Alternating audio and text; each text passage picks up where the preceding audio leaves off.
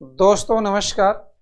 तथास्तु आईएएस के प्लेटफॉर्म पर आप सभी प्रतिभागियों का हार्दिक स्वागत एवं अभिनंदन है। मैं डॉक्टर उदयभान सिंह आज आप लोगों के साथ केंद्रीय अंतरिम बजट 2024-25 की चर्चा पर चर्चा करने जा रहा हूं। इस वर्ष पूर्णकालिक बजट सरकार न प्रस्तुत करके अंतरिम बजट प्रस्तुत किया है। अंतरिम बजट इसलिए प्रस्तुत किया कि अप्रैल मई में चुनाव सन्निकट है, इस कारण सरकार नीतिगत डिसीजन नहीं ले सकती है। इसे देखते हुए प्रत्येक 5 वर्षों में अंतरिम बजट एक बार प्रस्तुत करने का अवसर आता है या सरकार को मजबूरी में कहिए अंतरिम बजट प्रस्तुत करना। तो आज हम आपके साथ केंद्रीय अंतरिम बजट 2024-25 को के बारे में आपके साथ चर्चा पर चर्चा करने जा रहे हैं। केंद्रीय अंतरिम बजट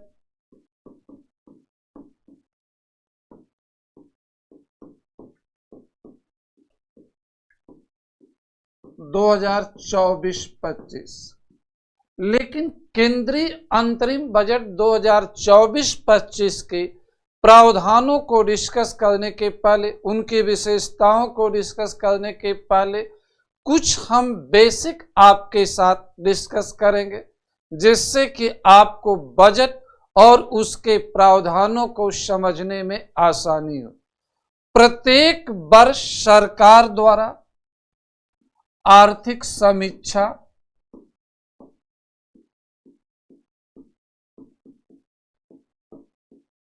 और बजट प्रस्तुत की जाती है, लेकिन इस वर्ष आर्थिक समीक्षा प्रस्तुत नहीं की गई है। सरकार जुलाई में आर्थिक समीक्षा प्रस्तुत करेगी। जब लोकसभा के चुनाव संपन्न हो जाएंगे, नई सरकार बन जाएगी, तो उस सरकार द्वारा आर्थिक समीक्षा प्रस्तुत की जाएगी। आर्थिक समीक्षा और बजट 2 महत्वपूर्ण वित्तीय दस्तावेज है। अब इनके बारे में थोड़ा सा हम चर्चा करेंगे। आर्थिक समीक्षा, आर्थिक समीक्षा वर्तमान वित्तीय वर्ष के संदर्भ में होता है और बजट आगामी वित्तीय वर्ष के संदर्भ में होती है। जैसे वर्तमान में हमारा वित्तीय वर्ष 2023-24 चल रहा है, 31 मार्च 2024 तक हमारा वित्तीय वर्ष जो होगा 2023-24 होगा। अगर हमारी आर्थिक समीक्षा आती तो आर्थिक समीक्षा 2023-24 होती। हमेशा आर्थिक समीक्षा वर्तमान वित्तीय वर्ष करेंट फाइनेंशियल ईयर के संदर्भ में होता, बजट आगामी फाइनेंशियल ईयर के संदर्भ में होती है। तो आर्थिक समीक्षा में वर्तमान वित्तीय वर्ष में देश की आर्थिक स्थिति कैसी है, पिछले वर्षों में देश की अर्थव्यवस्था का परफॉर्मेंस कैसा रहा, इसके बारे में चित्रण किया गया होता।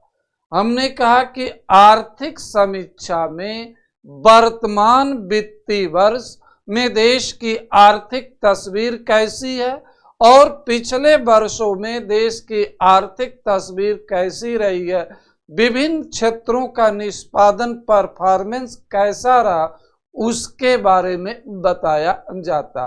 तो आप कह सकते हो कि आर्थिक समीक्षा प्रेजेंट और पास्ट के बारे में जानकारी देती है, जबकि बजट जो होती है वह फ्यूचर के बारे में जानकारी देती है।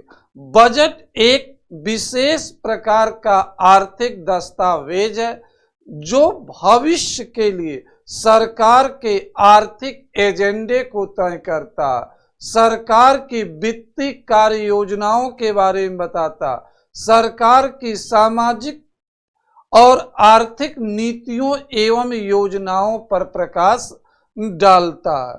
तो बजट हमेशा आगामी वित्तीय वर्ष को लेकर प्रस्तुत किया जाता है और आर्थिक समीक्षा जो है वर्तमान वित्तीय वर्ष और पिछले वर्ष के परफॉर्मेंस के बारे में बताता। यह दो दस्तावेज प्रत्येक वर्ष सरकार द्वारा प्रस्तुत किया जा रहा, लेकिन वर्तमान में सरकार द्वारा आर्थिक समीक्षा 2023-24 को नहीं प्रस्तुत किया गया।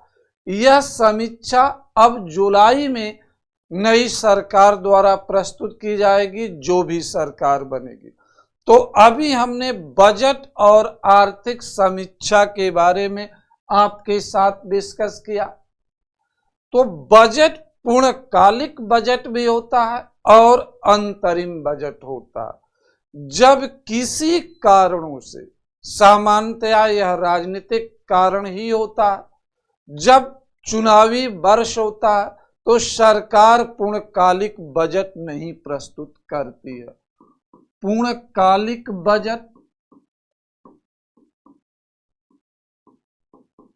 बजट और अंतरिम बजट, यह दो टर्म आप समझ। अंतरिम बजट, पूर्णकालिक बजट और अंतरिम बजट। बजट का वह प्रारूप पूर्णकालिक बजट कहलाता जिसमें सरकार द्वारा संपूर्ण वित्तीय नीतियों, योजनाओं, कार्यक्रमों के बारे में व्यापक रूप से जानकारी दी गई होती है।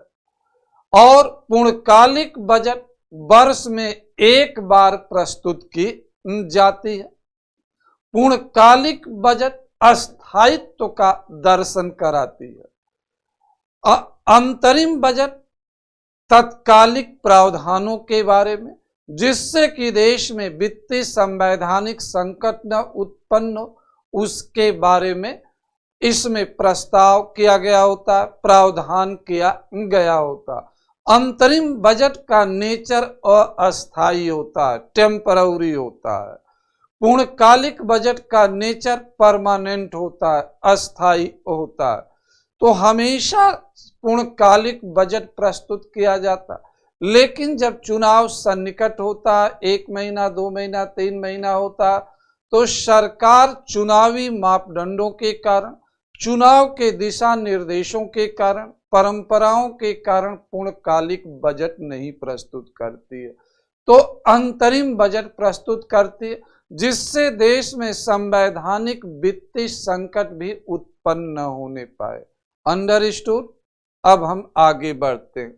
तो वर्तमान में अंतरिम बजट प्रस्तुत किया गया, 2019 में अंतरिम बजट प्रस्तुत किया गया, 2014 में अंतरिम बजट प्रस्तुत किया गया था, 2009 में अंतरिम बजट प्रस्तुत। इस तरह से अंतिम बजट प्रस्तुत करने की एक श्रृंखला ही देश में चल रही है।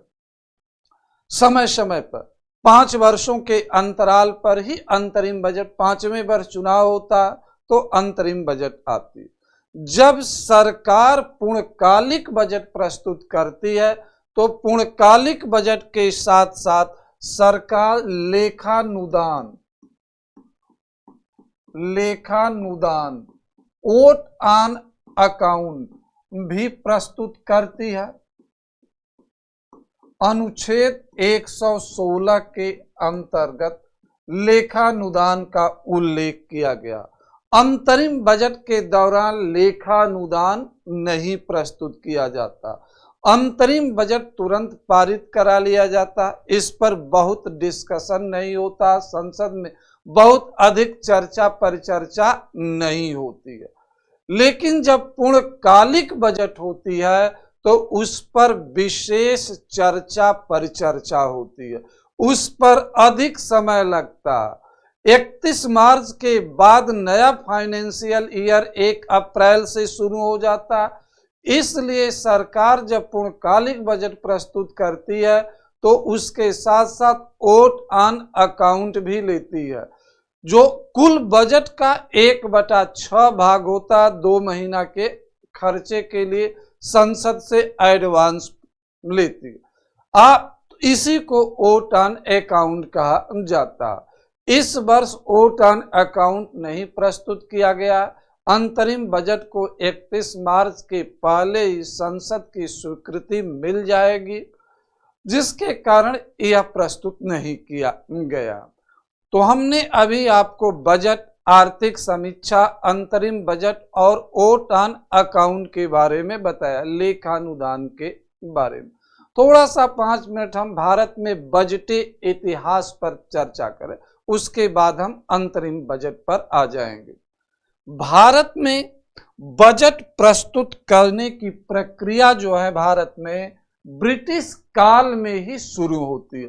भारत में पहली बार बजट 1868 भारत में बजट पहली बार जो है कैनिंग के समय में जेम्स विल्सन द्वारा जो है प्रस्तुत की गई।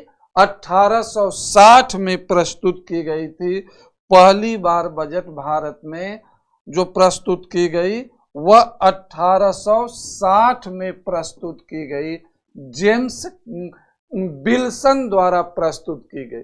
यहीं से भारत में बजट प्रस्तुत करने की प्रक्रिया शुरू होती है और 1924 तक भारत में सिंगल बजट प्रस्तुत की जाती थी, लेकिन 1925 में अकवर्थ कमेटी की सिफारिशों के आधार पर, अकवर्थ समिति की सिफारिशों के आधार पर बजट को 2 भागों में बांट दिया गया, सामान्य बजट और रेलवे बजट।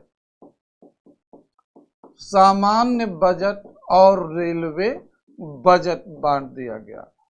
1860 में भारत में बजट प्रस्तुत करने की प्रक्रिया शुरू होती है और यह प्रक्रिया 1924 तक कंटिन्यूअस चलती है। 1925 से 2 बजट प्रस्तुत किया जाने लगता। पहली बार 1925 में रेलवे बजट को सामान्य बजट से अलग कर दिया और यह 1925 में घटनाक्रम हुआ। फिर 2017 में दोनों बजट को एक में मिला दिया गया, रेलवे बजट को सामान्य बजट में मिला दिया गया। अब अलग से रेलवे बजट प्रस्तुत नहीं की जाती है। 2017 से केवल सामान्य बजट ही प्रस्तुत की जाती है, सामान्य बजट प्रस्तुत की जाती है। 2017 में सुरेश प्रभु समिति और विवेक देवराज समिति की सिफारिशों के आधार पर भारत सरकार ने रेलवे बजट को सामान्य बजट में मिलाने का निर्णय लिया। तो 2017 से यह प्रक्रिया शुरू। तो अभी मित्रों हम संक्षेप में आपको बताया कि बजट का के ABCD थोड़ी सी और भारत में बजट का इतिहास बताया। अब हम अंतरिम बजट 2024-25 की चर्चा करेंगे इस चार्ट के माध्यम से। देखिए, बजट के 2 कंपोनेंट होते हैं, एक सार्वजनिक प्राप्तियां पब्लिक रिसिप्ट और दूसरा सार्वजनिक व्यय पब्लिक एक्सपेंडिचर। यह बजट के 2 कंपोनेंट होते हैं।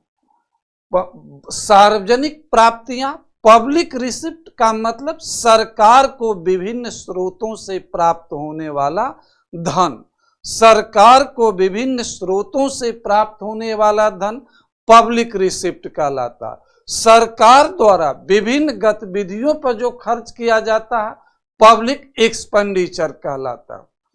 इतना ध्यान रखना मित्रों, भारतीय संविधान में कहीं भी बजट शब्द का प्रयोग नहीं किया गया है। अनुच्छेद 112 में वित्तीय प्रावधान शब्द का प्रयोग किया गया।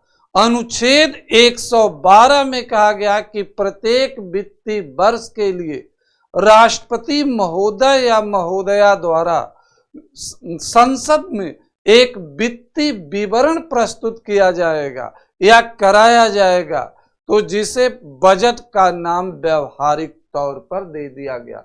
तो आर्टिकल 112 जो है फाइनेंशियल स्टेटमेंट की बात करती है, बजट की बात नहीं करती है। लेकिन व्यवहारिक तौर पर उसी फाइनेंशियल स्टेटमेंट को बजट मान लिया गया।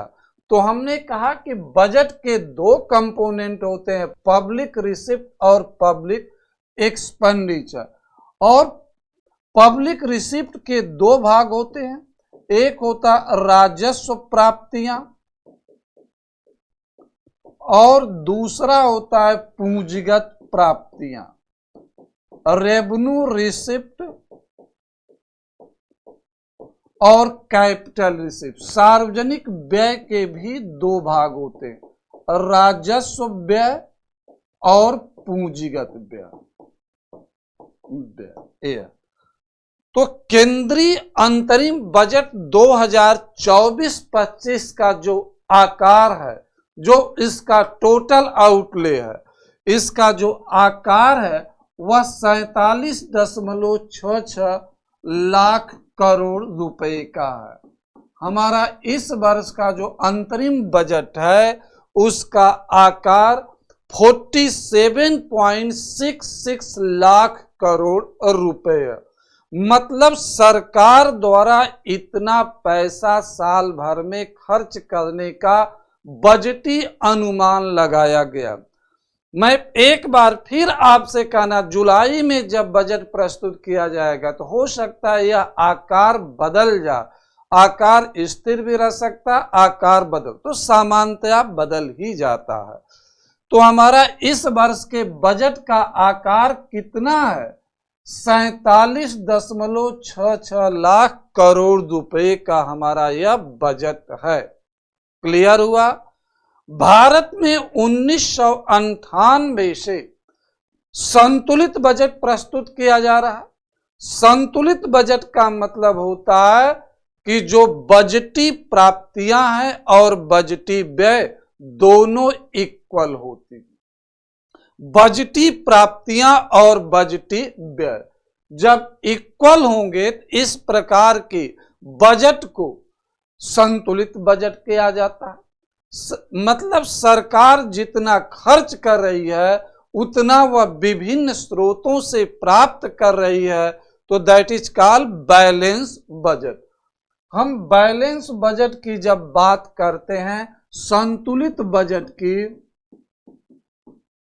उस संतुलित बजट में बजटेरी एक्सपेंडिचर इक्वल टू बजटेरी रिसिप्ट, बजटी व्यय और बजटी प्राप्तियां दोनों इक्वल होती है। बजटी व्यय और बजटी प्राप्तियां यह दोनों इक्वल होती है। तो इस प्रकार की बजट को संतुलित, यह सैद्धांतिक रूप से हो। भारत में 1998-99 से संतुलित बजट प्रस्तुत किया। ऐसा नहीं है कि हमारे बजट में असंतुलन नहीं है, हमें घाटा नहीं हो रहा। अगर घाटा नहीं होता तो हम फिजिकल डिफिसिट की क्यों बात करते, रेवेन्यू डिफिसिट की क्यों बात करते, प्राइमरी डिफिसिट की क्यों बात करते। तो केवल सैद्धांतिक तौर पर संतुलित बजट प्रस्तुत किया जा रहा। हमने बताया कि बजट का आकार कितना है, 47.66 लाख करोड़। इतना हमारा पब्लिक एक्सपेंडिचर होगा, इतना ही हमारी पब्लिक रिसिप्ट होगी। लेकिन घाटा है क्योंकि रिसिप्ट में हमारी इनकम भी सम्मिलित होती है, रिसिप्ट में हमारा ऋण भी सम्मिलित होता। हम विदेशों से ऋण ले रहे हैं, घरेलू बाजार से ऋण ले रहे हैं, तो वह भी हमारे सार्वजनिक प्राप्तियों का हिस्सा बनता है। तो प्राप्तियों में ऋण भी सम्मिलित होता है, अनुदान भी सम्मिलित होता है, आय भी सम्मिलित होती है। प्राप्तियों का मतलब एक कदापि नहीं है कि केवल वह ऋण होता है। तो ध्यान रखना मित्रों, हमने अभी क्या किया कि भारत सरकार द्वारा संतुलित बजट प्रस्तुत की। बजट का आकार कितना, 47.66 लाख करोड़ रुपए है। इतना सरकार खर्च करेगी और सरकार इसको विभिन्न स्रोतों से प्राप्त करेगी। अब हम आते हैं इनके कंपोनेंट सार्वजनिक प्राप्तियों और सार्वजनिक व्यय के बारे में। हमने कहा कि सार्वजनिक व्यय को दो भागों में बांटा जाता है। सार्वजनिक व्यय को दो भाग में, एक होता राजस्व व्यय, राजस्व व्यय, और दूसरा पूंजीगत व्यय, पूंजीगत। इस वर्ष राजस्व व्यय को जो कहा गया है 36.55 लाख करोड़ रुपया होगा। जो हमारा टोटल ये कितना हो रहा है 47.66 लाख करोड़ रुपया अप्रॉक्सीमेटली है। उसमें से 36 दशमलव जो है 55 लाख करोड़ रुपए क्या होगा, वह राजस्व व्यय होगा, और 11,11,111 करोड़ रुपया पूंजीगत व्यय होगा, जिसे बजट में सगुन नाम दिया गया है। कहा गया है कि यह शुभ होता है, तो इसे बजट में सगुन नाम दिया गया है। तो इस वर्ष हमारा राजस्व व्यय कितना है 36.5 लाख करोड़ रुपए, और पूंजीगत व्यय जो है 11,11,111 करोड़ रुपए है। यह हमारा, तो अगर इसे प्रतिशत की बात करें तो लगभग 75% जो हमारा क्या है वह राजस्व व्यय है। कुल व्यय का 75% राजस्व व्यय है, और कुल व्यय का 24% जो है पूंजीगत व्यय। पिछले वर्ष की तुलना में इस बार पूंजीगत व्यय में वृद्धि की गई है। अंडरस्टूड। तो आगे हम आपसे बताएं राजस्व व्यय क्या होता है, पूंजीगत व्यय क्या होता है। चालू व्यय को, करंट एक्टिविटीज को पूरा करने के लिए जो खर्च किया जाता है उसे राजस्व व्यय कहा जाता है। राजस्व व्यय से नई एक्टिविटीज का निर्माण नहीं होता, नई गतिविधियों का निर्माण उसको नहीं शुरू किया जाता, पहले से जो चल रहा होता उसी को पूरा किया जाता।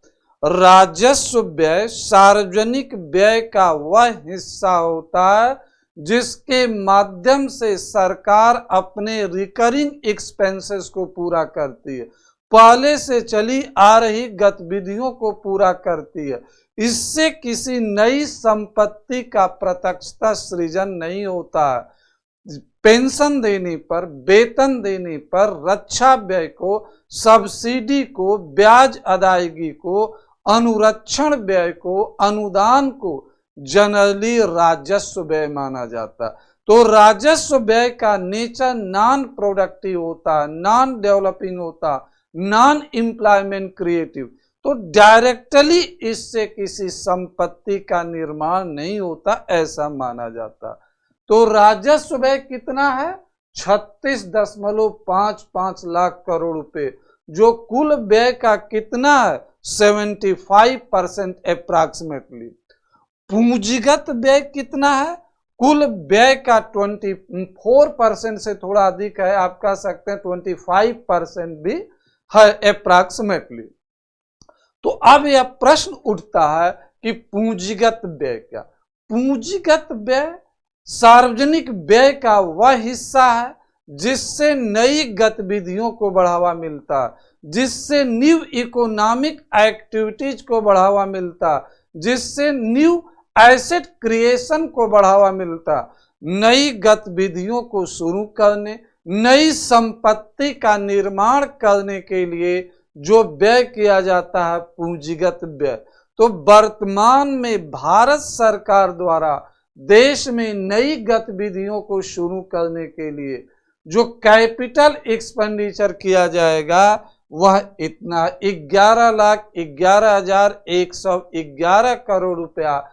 आप जानते हैं कि सनातन परंपरा में 11 के अंक को शुभ माना जाता है, तो इसलिए इसे वित्त मंत्री महोदया ने सगुन का नाम दिया है कि इससे हमारा नई गतिविधियों को शुरू किया जाएगा। यह इंफ्रास्ट्रक्चर को प्रमोट करने पर खर्च किया जाएगा।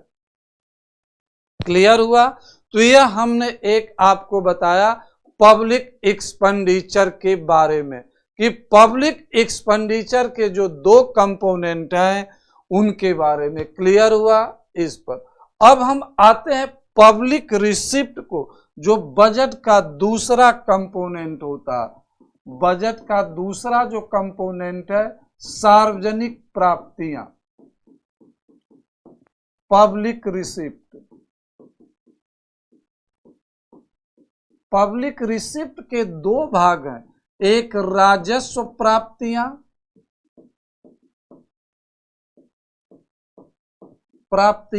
दूसरा पूंजीगत प्राप्तियां,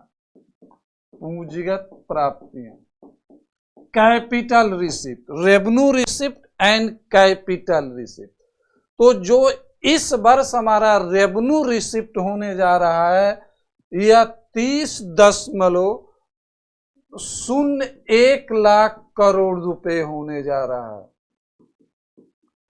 जब राजस्व प्राप्तियां बढ़ती हैं तो सरकार मुस्कुराने लगती है, वित्त मंत्री महोदय या महोदया के चेहरे पर मुस्कान आ जाती है। जब राजस्व प्राप्तियों में कमी होती है तो वित्त मंत्री महोदय या महोदया के चेहरे पर मुस्कान के जगह मुरझान आने लगती है, वह चिंतित होने लगते। लेकिन देश की राजस्व प्राप्तियां लगातार बढ़ रही हैं, इसलिए आपने देखा कि हमारे वित्त मंत्री महोदया ने चाहते हुए इस बजट को लोकसभा में प्रस्तुत किया। तो क्या होता है राजस्व प्राप्तियां, इस पर हम चर्चा करेंगे। तो हमारी जो पूंजीगत प्राप्तियां हैं वह 17.64 लाख करोड़ रुपए होने का अनुमान लगाया। यह सब बजटीय अनुमान है, this is not real, this is not actual. यह सब कुछ क्या है, बजटीय अनुमान है। तो हमारी राजस्व प्राप्तियां जो हैं 30 लाख करोड़ रुपए होने का अनुमान लगाया गया। अब देखो तो राजस्व प्राप्तियों के दो भाग होते हैं, रेवेन्यू एक्सपेंडिचर के दो भाग होते हैं। एक होता है कर राजस्व, दूसरा होता है गैर कर राजस्व,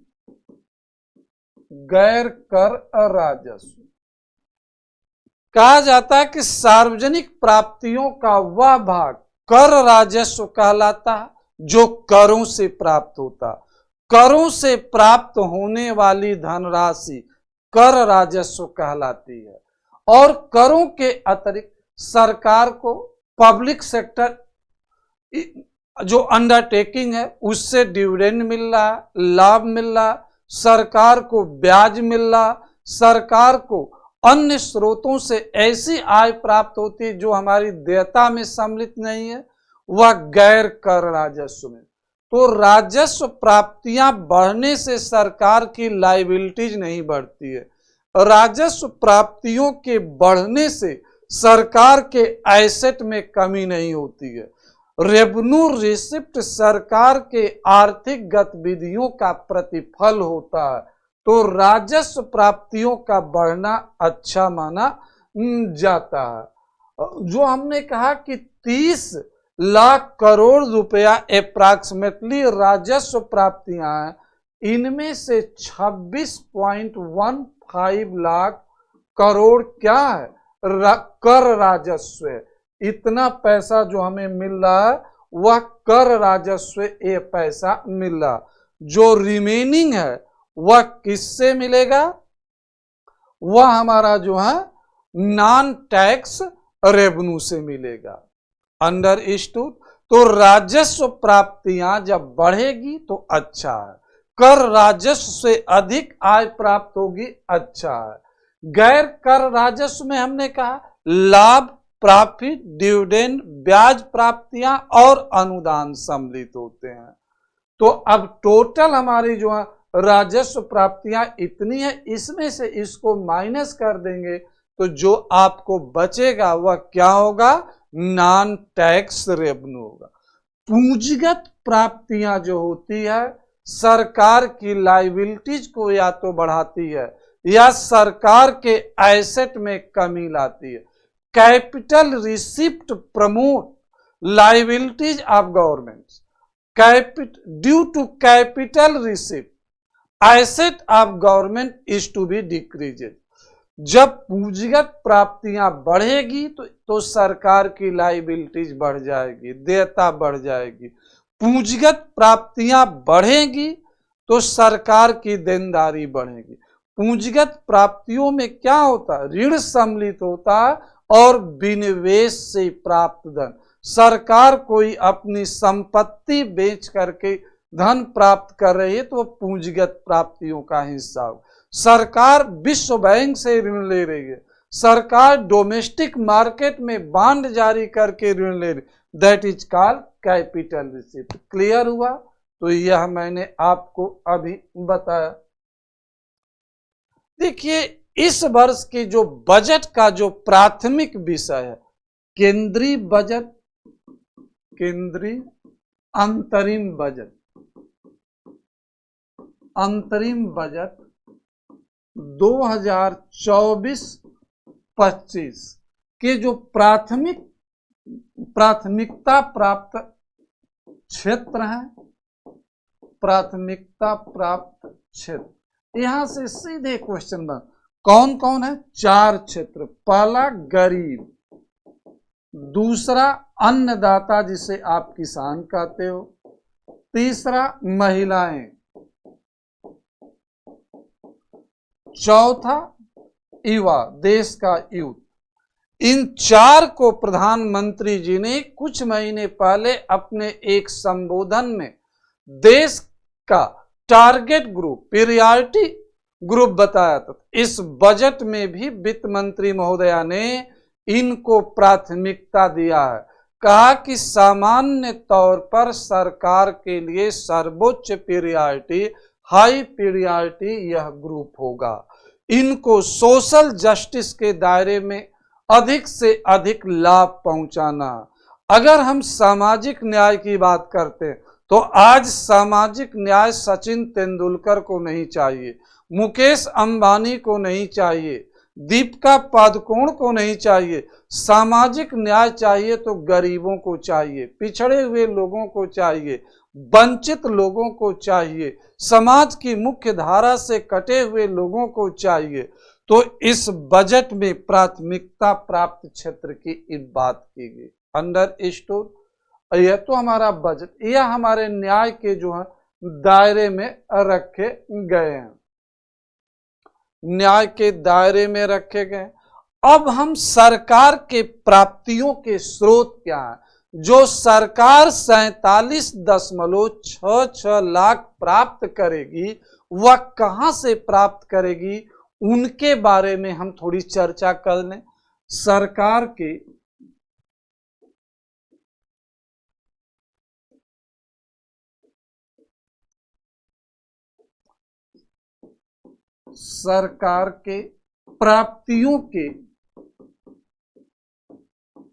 प्राप्तियों के स्रोत, मतलब सरकार कहां से धन प्राप्त करेगी। यहां पर तो जो सबसे अधिक जो धन प्राप्त कर रही है, उधार एवं अन्य देयता, बारोइंग एंड अदर लाइबिलिटी, इससे सरकार अपने कुल रिसिप्ट का 28% प्राप्त करने जा रही है। दूसरा है आयकर, आयकर से 19% सरकार प्राप्त करेगी। तीसरा निगम कर, निगम कर से सरकार निगम कर से सरकार जो है 17%। तीसरे नंबर पर हम यहां रखेंगे जीएसटी को, जीएसटी से सरकार को 18%। चौथा निगम कर से 17%, यह हमारा प्राप्त हो रहा। Central excise duty. पांचवा केंद्रीय उत्पाद शुल्क, केंद्रीय उत्पाद शुल्क 5%, केंद्रीय उत्पाद शुल्क से। फिर छठा सीमा शुल्क, सीमा शुल्क से 4%। और इसके अलावा जो है अदर प्राप्तियां जिसमें नॉन टैक्स रेवेन्यू मुख्य तौर से है, उनसे 8% सरकार नॉन टैक्स रेवेन्यू से। तो आप देख रहे हो कि सरकार जो है 28% अपने कुल प्राप्तियों का या तो घरेलू मार्केट से ऋण लेगी या विदेशी सरकारों से, विदेशी बाजारों से ऋण लेगी या बाजार में बॉन्ड जारी करेगी, अलग अलग स्रोतों इट्सेट्रा की बात। आयकर भारत में टैक्स रेवेन्यू का सबसे बड़ा स्रोत बन चुका है। आपसे प्रश्न पूछा जाए कि भारत सरकार को करारोपण से, टैक्सेशन से सबसे अधिक किस कर से राजस्व मिल रहा, तो आपका उत्तर होना चाहिए income tax. Individual income tax से सरकार को कुल आय का 19 प्राप्तियों का 19% मिल रहा है। आयकर भारत सरकार के आय प्राप्ति का सबसे बड़ा स्रोत बन गया। भारत में पहली बार इनकम टैक्स 1860 में लगाया गया था। 24 जुलाई 1860 को भारत में पहली बार इनकम टैक्स लगाया। इसी कारण 2011 से 24 जुलाई को आयकर दिवस मनाया जाता है। अंडरस्टूड? तो निगम, अभी हमने देखा कि यह हमारे भारत सरकार के आय के प्रमुख स्रोत हैं। इनके 6 पॉइंट, इनके अलावा नॉन डेप्ट रिसिप्ट, नॉन डेप्ट ऋण भिन्न प्राप्तियां, ऋण भिन्न प्राप्तियों से 7% सरकार को मिलेगा। ऋण भिन्न पूंजीगत प्राप्तियों से, ऋण भिन्न पूंजीगत प्राप्तियों से 1%, यह टोटल 100 होगा। तो यहां पर क्वेश्चन डायरेक्ट पूछे जाते हैं। निगम कर से आप देख रहे हैं 17% मिलता। निगम कर किस पर लगता है? कंपनियों के शुद्ध लाभ पर लगता। भारत में काम करने वाली चाहे घरेलू कंपनी हो या विदेशी कंपनी हो, उसके लाभ पर भारत सरकार शुद्ध लाभ पर जो टैक्स लगाती है उसे निगम कर, corporate tax, company profit tax, company income tax कहा जाता। तो निगम कर से 17% सरकार को मिल रही है। जीएसटी जो आप परिचित है, जिसे गुड्स एंड सर्विसेज टैक्स कहा जाता है पुराना, उससे भारत सरकार को 18% की धन प्राप्त हो रहा। तो जीएसटी से लगातार टैक्स रेवेन्यू बढ़ रहा है। हो सकता है कि आने वाले दिनों में जीएसटी इनकम टैक्स को पीछे छोड़ दे, लेकिन जो करंट में है वह इनकम टैक्स से सरकार को अधिक आय प्राप्त हो रही है। अंडरस्टूड? यहां पर एक प्रश्न हम आपको देंगे, सीधे सीधे एग्जाम में पूछा जाता, किस कर से भारत सरकार को सर्वाधिक कर राजस्व प्राप्त होने का अनुमान है? कर राजस्व प्राप्त होने का अनुमान है,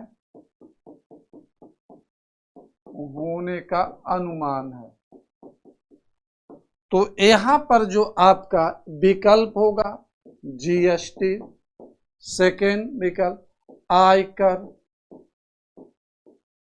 तीसरी विकल्प निगम कर, चौथा विकल्प दे दे पूंजीगत लाभ कर, पूंजीगत लाभ कर। तो यहां पर हमारा अभी आपने डिस्कस किया, आयकर जो है भारत के सरकार के कर राजस्व प्राप्ति का वर्तमान में सबसे बड़ा स्रोत बन चुका है और इस वर्ष भी रहेगा। 2023-24 में भी रहा और 2024-25 में भी इसे होने का बजटी अनुमान लगाया गया, वर्तमान में भी है और आगे भी।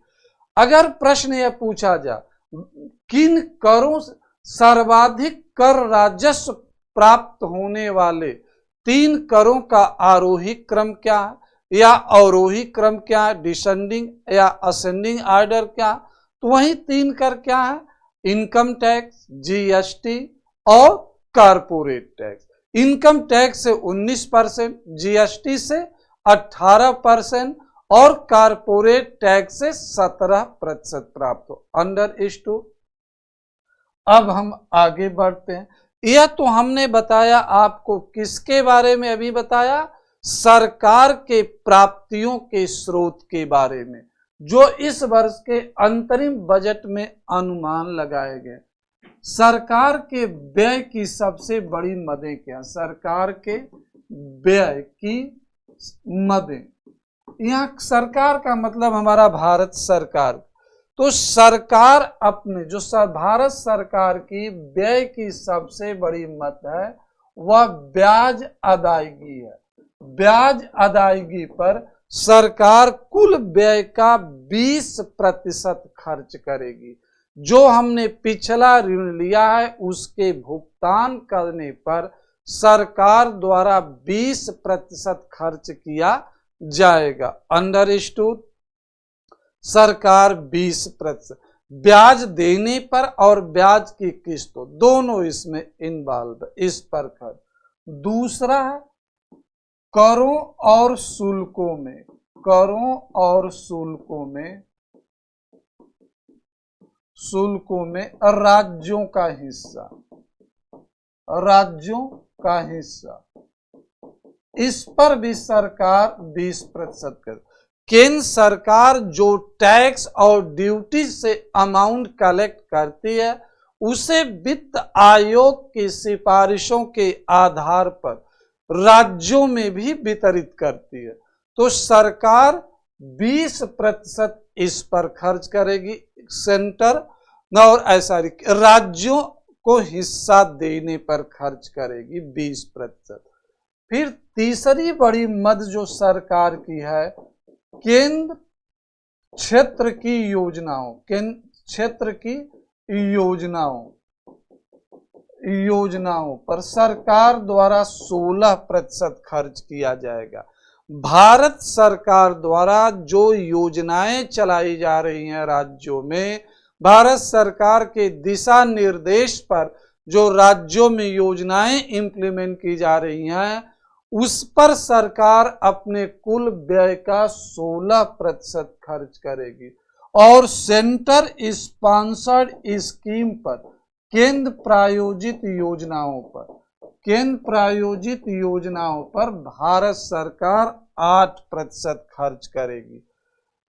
इसके अलावा रक्षा व्यय, अगर रक्षा व्यय की बात की जाती है तो सरकार धीरे धीरे अपने डिफेंस एक्सपेंडिचर को बढ़ा रही है।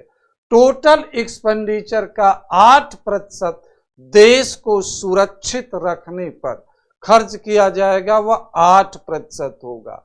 सब्सिडी पर धीरे धीरे अमाउंट कम किया जा रहा, सब्सिडी पर 6% खर्च किया जाएगा। यह इस तरह से है। और पेंशन पर 4% खर्च किया जाएगा। विविध एक्सपेंडिचर 8% होगा। वित्त आयोग से संबंधित अनंतरण पर जो है सरकार जो है 8% खर्च करेंगे। तो यह सरकार के आय प्राप्त, सरकार के व्यय का एक पिक्चर मैंने आपके सामने रखा। प्रश्न में आपसे एग्जाम में पूछा जा सकता कि केंद्रीय अंतरिम बजट 2024-25 के अनुसार सरकार के व्यय की सर्वाधिक बड़ी मदें क्या हैं? तो सरकार के व्यय की सर्वाधिक बड़ी मदें दो हैं, ब्याज अदायगी और करों एवं शुल्कों में राज्यों का हिस्सा। इस पर सरकार द्वारा 20% खर्च किया जा रहा। अंडरस्टूड। अब आगे बढ़ते हैं, आते हैं टैक्स जीडीपी रेशियो की बात हम करते हैं। टैक्स जीडीपी रेशियो, देखिए टैक्स जीडीपी रेशियो यह बताता है कि जो हमें टैक्स से आय प्राप्त हो रही है, टैक्स से जो राजस्व मिल रहा है, वह जीडीपी का कितना प्रतिशत होने के बराबर है। तो 2024-25 में जो बजटेटरी एस्टिमेट है कहा गया कि यह हमारा जो होगा 11.7% होगा। टैक्स जीडीपी रेशियो 2024-25 में 11.7%, जबकि यह पिछले वर्ष 11.6% का एक संशोधित अनुमान लगाया गया। अंडरस्टूड? तो हमारा टैक्स जीडीपी रेशियो 11 और 12% के बीच में बना हुआ। भारत सरकार ने कुछ वर्ष यह टारगेट फिक्स किया था कि हमारा टैक्स जीडीपी रेशियो 12% 2017 तक हो जाएगा, लेकिन अभी तक यह नहीं हो पाया। यह 11.4, 11.5, 11.3, 11.67, मतलब यह इसी के बीच वैरी कर रहा। 2014-15 में यह 10% था और 2014-15 से 10 वर्षों में बढ़ करके यह 11.7% हुआ। भारत के टैक्स रेवेन्यू में लगातार वृद्धि हो रही है। पिछले 10 वर्षों में भारत का टैक्स रेवेन्यू 3 गुना बढ़ गया है। मतलब अगर 10 वर्ष पहले 1 रुपया में टैक्स से मिलता था, तो आज हमारा टैक्स रेवेन्यू से हमें 3 रुपया मिलने लगा। जीएसटी से भी कलेक्शन लगातार बढ़ता जा रहा है। जीएसटी से भी हमारा कलेक्शन लगातार बढ़ रहा। अंडरस्टूड? अब हम आगे बढ़ते हैं, घाटों की कुछ बात कर लेते हैं, डिफिसिट की बात कर लेते हैं। अक्सर परीक्षा में राजकोषीय घाटे, समाचार पत्रों में राजकोषीय घाटे की बात की जाती है, तो इस पर भी हम चर्चा कर लेते हैं। राजकोषीय घाटा, राजकोषीय घाटा, राजकोषीय घाटा, फिजिकल डिफिसिट, डिफिसिट की बात की जा रही है। तो 2024-25 के लिए जो सरकार का बजटी अनुमान है, सरकार कह रही है कि यह जीडीपी के 5% करने का, 5.1% करने का हमारा अनुमान है। यह एक्चुअल फिगर नहीं, यह अनुमान। 2023-24 में का जो रिवाइज एस्टिमेट है, उसके अनुसार यह 5.8%, जबकि इस संदर्भ में बजटी अनुमान 5%, 9% का था। जब पिछले वर्ष बजट प्रस्तुत की गई थी, तो वित्त मंत्री महोदया ने कहा कि 2023-24 में हमारा राजकोषीय घाटा 5.9% होगा, लेकिन वर्तमान में बेहतर राजकोषीय प्रबंधन के कारण इसे और कम का अनुमान लगाया गया कि यह 5.8% होगा। कोरोना के दौरान 2020-21 में हमारा राजकोषीय घाटा 9.2% हो गया था। कोरोना काल में, कोविड के दौरान 2020-21 में हमारा फिजिकल डिफिसिट जो था 9.21। इसके पहले 2019-20 की हम बात करते हैं, तो 2019-20 में हमारा राजकोषीय घाटा 4.6% था, लेकिन कोरोना काल में जस्ट डबल हो गया। अब देखिए 2019-20 में हमारा राजकोषीय घाटा 4.6% था। अगले वर्ष 2020-21 में यह बढ़ करके 9.2% हो गया, जस्ट डबल हो गया। 2020-21 के बाद सरकार ने अपने फिजिकल मैनेजमेंट को इफेक्टिव बनाया, बजटेरी मैनेजमेंट को इफेक्टिव बनाया, टैक्स एडमिनिस्ट्रेशन को इफेक्टिव बनाया, जिसके कारण धीरे धीरे राजकोषीय घाटा कम हो करके 5.8% का रिवाइज्ड एस्टिमेट 2023-24 के लिए अंतरिम बजट में दिया गया, और 2024-25 में इसे 5.1% करने की बात कही गई है। तो कहीं न कहीं सरकार का physical management, physical consolidation, physical programme बेहतर है, जिसके कारण राजकोषीय घाटे में कमी आ रही है। इस वर्ष के अंतरिम बजट में कहा गया कि सरकार राजकोषीय घाटे की पूर्ति कैसे करेगी। टैक्स रेवेन्यू को बढ़ाने का प्रयास करेगी, टैक्स से अधिक कलेक्शन करने का प्रयास करेगी और बाजार से इसके लिए सरकार द्वारा 14.3 लाख करोड़ रुपए का ऋण लिया जाएगा। 3 लाख करोड़ रुपए का ऋण। तो वर्तमान में सरकार राजकोषीय घाटे को कम करने के लिए एक तो टैक्स रेवेन्यू पर फोकस कर रही है को बढ़ाने पर, और दूसरा बाजार ऋण लेकर के सरकार टैक्स रेवेन्यू को कम करने की बात, टैक्स रेवेन्यू को बढ़ाकर राजकोषीय घाटा कम करने की बात कर रही। अंडरस्टूड। अब प्रश्न है कि राजकोषीय घाटा क्या? राजकोषीय घाटा किसी भी सरकार की टोटल लायबिलिटीज और अदर बारोइंग को व्यक्त करता है। राजकोषीय घाटा सरकार की कुल उधार और अन्य देयता को व्यक्त करता, total burrowing and other liabilities को व्यक्त करता। भारत में राजकोषीय घाटा पहली बार 1992 में डॉक्टर मनमोहन सिंह ने कैलकुलेट किया। इसके पहले भारत में राजकोषीय घाटा की अवधारणा प्रचलन में नहीं थी। 1992 से राजकोषीय घाटा कैलकुलेट किया जाने लगा। तो वर्तमान में भारत सरकार 4 घाटा कैलकुलेट कर रही है। Physical deficit, effective revenue deficit, physical deficit, राजकोषीय घाटा, दूसरा राजस्व घाटा, revenue deficit, effective revenue deficit और प्राइमरी डिफिसिट। तो इसका 5.9% होने का बजटी अनुमान है।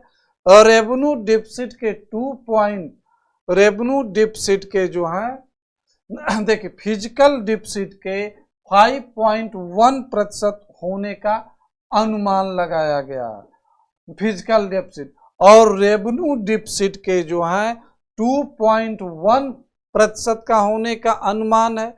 इफेक्टिव रेवेन्यू डिफिसिट के 0.1 और प्राइमरी डिफिसिट के 1.1। यह 2024-25 का बजटीय अनुमान। यही घाटे पिछले वर्ष जो रहे उसका रिवाइज्ड है 5.8%, फिर 2.8, 1.8% और 2.3%। देख रहे हैं सभी घाटों में वर्तमान में गिरावट आ रही है का अनुमान लगा। तो इससे आप निष्कर्ष निकाल सकते हो कि सरकार का बजटी प्रशासन अच्छा है, फाइनेंशियल मैनेजमेंट सिस्टम अच्छा। तो यहाँ पर प्रश्न डायरेक्ट भी पूछा जा सकता है, ट्रेंड को लेकर पूछा जा सकता। राजकोषीय घाटे की प्रवृत्तियां निरंतर गिरावट की है। 2020-21 में राजकोषीय घाटा 9.2% था, उसके बाद धीरे धीरे कम होकर के आज 5.8% होने का 2023-24 के लिए एक रिवाइज्ड एस्टिमेट सरकार द्वारा प्रस्तुत किया गया है।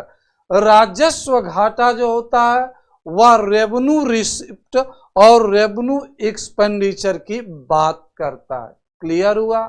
अच्छा, तो वर्तमान में भारत सरकार द्वारा इनकम टैक्स की दरों में कोई परिवर्तन नहीं किया गया, इनकम टैक्स के स्लैब में कोई बदलाव नहीं किया गया, एज इट इज यथावत रखा गया।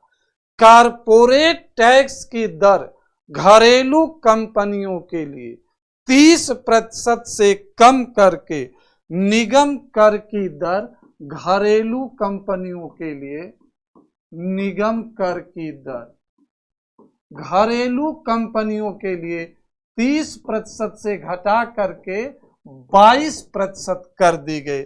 मतलब घरेलू कंपनियों को रियायत दी गई है।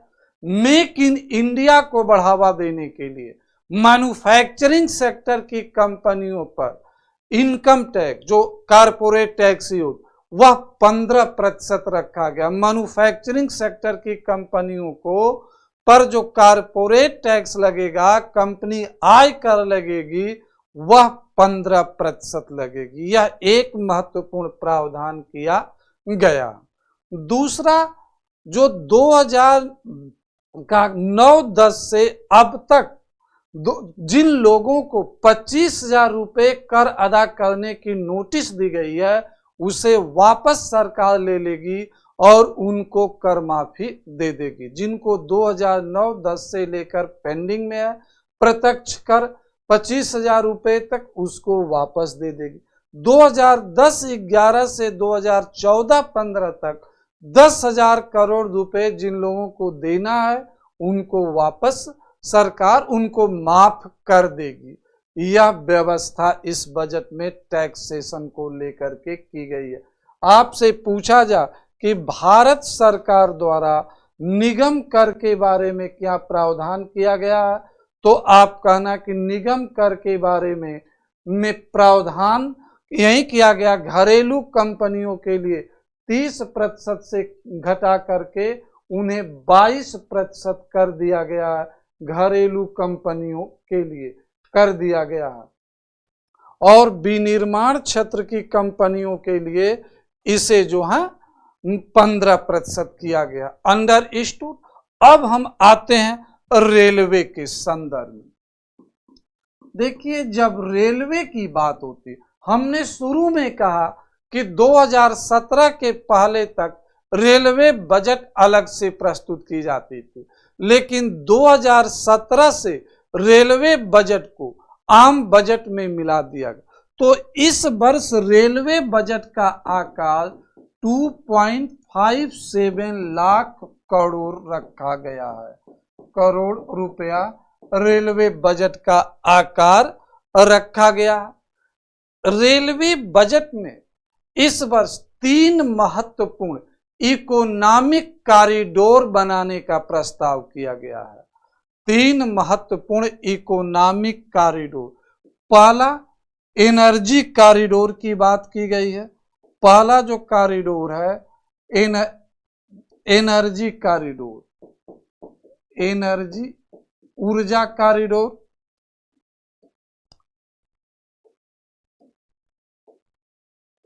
पहला जो है ऊर्जा कॉरिडोर बनाने का प्रावधान किया गया, ऊर्जा कॉरिडोर। दूसरा, सागर कॉरिडोर और तीसरा, अमृत चतुर्भुज कॉरिडोर, अमृत चतुर्भुज कॉरिडोर। यह कॉरिडोर का जो कंसेप्ट लाया गया है, या रेलवे में जो कॉरिडोर, यह प्रारंभिक परीक्षा और मुख्य परीक्षा दोनों के लिए इंपॉर्टेंट है। तो अभी रेलवे के अंतर्गत सरकार द्वारा इस वर्ष के अंतरिम बजट में 3 कॉरिडोर बने। पहला ऊर्जा कॉरिडोर, दूसरा सागर कॉरिडोर और तीसरा अमृत चतुर्भुज का। ऊर्जा कॉरिडोर के अंतर्गत सरकार ने खनन को लेकर के, सरकार ने सीमेंट को लेकर के, एनर्जी सेक्टर को लेकर के एक विशेष परिक्षेत्र को डेवलप करने का प्रावधान किया है, जिससे कि जो है देश में विकास को बढ़ावा मिल सके। तो ऊर्जा कॉरिडोर में 3 पॉइंट, एनर्जी, माइनिंग और सीमेंट, गलियारा जिसे कहा जाए। सागर कॉरिडोर में जो हम बात कर रहे हैं, बंदरगाहों से देश के महत्वपूर्ण नगरों की कनेक्टिविटी को बढ़ावा देना। जो देश के बंदरगाह हैं, उनसे देश के औद्योगिक शहरों को, देश के महत्वपूर्ण नगरों को बढ़ावा देना, जिससे कि व्यापार को प्रोत्साहन मिल सके। आप देखते हो कि आज भी वर्तमान में भी अधिकांश व्यापार समुद्र के रास्ते हो रहा है। भारत का समुद्री परिक्षेत्र दुनिया के व्यस्तम समुद्री व्यापारिक मार्गों में, तो सरकार सागरमाला प्रोजेक्ट भी चला रही है और सागर कॉरिडोर को भी बना करके कनेक्टिविटी को बढ़ावा देना चाहती है। तीसरा कॉरिडोर अमृत चतुर्भुज कॉरिडोर बनाने की बात की गई है। अमृत चतुर्भुज कॉरिडोर जो भीड़ भाड़ यातायात क्षेत्र हैं उनमें परिवहन व्यवस्था को प्रभावी बनाने के लिए बात की गई है। देश में अमृत काल चल रहा, स्वतंत्रता प्राप्ति के 75 वर्ष पूरे हो चुके हैं। हम विकसित भारत के लक्ष्य को लेकर चल रहे हैं। 2047 में जब देश की स्वतंत्रता प्राप्ति का 100 वर्ष पूरा हो तब तक हम देश को विकसित बनाने का लक्ष्य रखें, तो उसके लिए सरकार इंफ्रास्ट्रक्चर पर अधिक खर्च कर रही है। तो इंफ्रास्ट्रक्चर में सरकार रेलवे पर, सरकार नेशनल हाईवे पर, सरकार एनर्जी पर, सरकार सिविल एविएशन पर अधिक पैसा खर्च कर रही है। तो रेलवे के अंतर्गत सरकार 3 कॉरिडोर बनाएगी जिससे कि परिवहन व्यवस्था को इफेक्टिव बना करके प्रोडक्शन कास्ट को कम किया जा सके, लॉजिस्टिक कास्ट को कम किया जा सके। प्रधानमंत्री गति शक्ति योजना के अंतर्गत यह तीनों कंपोनेंट होंगे। वर्तमान में भारत सरकार ने 40,000 किलोमीटर नए रेलवे ट्रैक 40,000 किलोमीटर नए रेलवे ट्रैक बनाने का लक्ष्य निर्धारित किया। 40,000 सामान्य रेलवे डिब्बे जो वंदे भारत के कोच जैसे हो उनके बनाने। तो यहाँ से प्रश्न जो रेलवे से पूछा जाएगा, रेलवे का बजट रेलवे पर कितना खर्च किया जाएगा? 2.75 लाख। कितने कॉरिडोर बनाए जाएंगे? इनके बारे में मैंने, इस कॉरिडोर का उद्देश्य क्या है? लॉजिस्टिक कुशलता को बढ़ावा देना, लॉजिस्टिक कास्ट को कम करना, प्रोडक्शन कास्ट को कम करना, व्यापार को बढ़ावा देना। हाँ, सरकार ने इस वर्ष के बजट में एक यह भी लक्ष्य निर्धारित किया है कि 2030-31 तक जो है हम रेलवे में वेटिंग लिस्ट को समाप्त कर दें, ऑन डिमांड लोगों को सीट उपलब्ध होगी। आज वर्तमान में क्या कोई फेस्टिवल आता है, दिवाली है, होली है, लोग जब अपने घरों को जाते हैं शहरों से महानगरों, उनको टिकट नहीं मिल पाता, बड़ी कठिनाइयों का सामना। इसे देखते हुए भारत सरकार ने टारगेट निर्धारित किया कि 2030-31 से कोई वेटिंग लिस्ट नहीं रहेगी, ऑन डिमांड लोगों को टिकट मिले, कंफर्म बर्थ मिलेगी।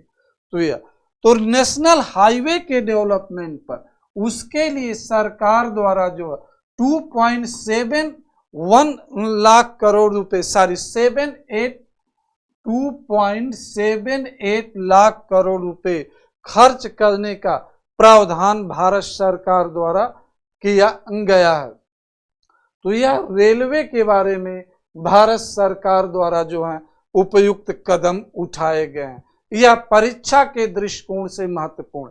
कॉरिडोर का कंसेप्ट भारत में 1998 में आया, जब योजना आयोग के तत्कालीन उपाध्यक्ष जसवंत सिंह के अध्यक्षता में गठित एक टास्क फोर्स के सिफारिशों के आधार पर स्वर्णिम चतुर्भुज योजना, जिसे क्वाड्रिलैटरल योजना भी कहते हैं, और 6 लेन के 2 कॉरिडोर ईस्ट टू वेस्ट और नॉर्थ टू साउथ कॉरिडोर बने गए।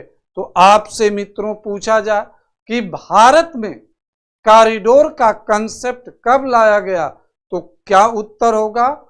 1998 में इस कॉरिडोर की बात की गई। अब आगे हमें डिस्कस करना है कृषि क्षेत्र के बारे में। बजट में क्या प्रावधान किया गया, एग्रीकल्चर एंड एलाइड सेक्टर के बारे में, कृषि क्षेत्र के बारे में क्या प्रावधान किया गया, इसको लेकर के हम आपके साथ चर्चा परिचर्चा अब हम करने जा रहे हैं। एग्रीकल्चर सेक्टर प्राइमरी सेक्टर का एक कंपोनेंट है। आज भी कहा जा रहा है कि भारतीय अर्थव्यवस्था कृषि आधारित अर्थव्यवस्था। आज भी देश के लगभग 54% लोग अपनी आजीविका के लिए कृषि पर निर्भर हैं। तो वर्तमान में भारत सरकार कृषि क्षेत्र में इंफ्रास्ट्रक्चर को बढ़ावा दे रही है, कृषि क्षेत्र में प्राइवेट इन्वेस्टमेंट को बढ़ावा दे रही है, कृषि क्षेत्र में पब्लिक प्राइवेट पार्टनरशिप को बढ़ावा दे रही है। इस वर्ष के बजट में कृषि क्षेत्र के संदर्भ में एक मेजर स्टेप उठाते हुए कहा गया फसल पक्ष प्रबंधन, फसलों के बुआई और कटाई के बुआई के बाद फसलों के तैयार होने के बाद की स्थिति, फसलों की कटाई करना, फसलों के रख रखाव करना, फसलों का भंडारण करना, उनका ग्रेडिंग करना, निजी क्षेत्र को बढ़ावा दिया गया है। तो कहा जा रहा है कि धीरे धीरे गवर्नमेंट एग्रीकल्चर सेक्टर में कारपोरेट इन्वेस्टमेंट को बढ़ावा दे रही है, कारपोरेट सेक्टर को प्रमोट कर रही है। तो इस बार की बजट में सीधे तौर पर कहा गया है कि फसलों की कटाई के लिए, फसलों के भंडारण के लिए, फसलों की ग्रेडिंग के लिए कारपोरेट इन्वेस्टमेंट को बढ़ावा दिया जाए। यहाँ पर मुख्य परीक्षा में यह प्रश्न बनेगा कि कृषि क्षेत्र में कारपोरेट निवेश को बढ़ाने के सकारात्मक और नकारात्मक पहलुओं पर चर्चा कीजिए, जिस पर आगे हम चर्चा करेंगे। इस वर्ष के अंतरिम बजट में, इस वर्ष के बजट में नीली क्रांति 2.0 की बात की गई है, ब्लू इकोनॉमी 2.0 की बात की गई है। देश में नीली क्रांति मछली उत्पादन को बढ़ावा देने के लिए शुरू की गई, बाद में उसको विस्तारित करते हुए कहा गया कि समुद्री अर्थव्यवस्था को प्रोत्साहित करने के लिए देश में ब्लू इकोनॉमी को प्रमोट किया जाना चाहिए। तो आज देश में ब्लू इकोनॉमी 2.0 मतलब ब्लू इकोनॉमी का दूसरा चरण शुरू हो चुका, जिसमें सरकार मत्स्य संपदा योजना का विस्तार कर रही है। भारत सरकार द्वारा 2020-21 में, हम अभी आपसे चर्चा कर रहे थे ब्लू इकोनॉमी, ब्लू क्रांति 2.0, सरकार 2020-21 में मत्स्य संपदा योजना की शुरुआत किया, जिसका उद्देश्य देश में मछली उत्पादन को बढ़ावा देना, मछली उत्पादन के लिए आधारभूत संरचना सृजित करना, मछुआरों की आय में वृद्धि करना, मछुआरों को सहायता प्रदान करना। तो इस वर्ष के बजट में कहा गया है कि प्रधानमंत्री मत्स्य संपदा योजना का विस्तार किया जाएगा। इसे समुद्री क्षेत्र में मत्स्य उत्पादन के साथ साथ देश के अन्य क्षेत्रों में मत्स्य उत्पादन को प्रोत्साहन किया जाएगा, मछुआरों को ब्याज मुक्त ऋण दिया जाएगा, आधुनिक इंफ्रास्ट्रक्चर उपलब्ध कराया जाएगा और ब्लू इकोनॉमी 2.0 के अंतर्गत जलवायु के अनुकूल क्लाइमेट परिवर्तन हो रहा, क्लाइमेट चेंज हो रहा, उसका नकारात्मक प्रभाव कृषि फसलों के उत्पादन पर भी पड़ रहा, उसका नकारात्मक प्रभाव पशुओं पर भी पड़ रहा।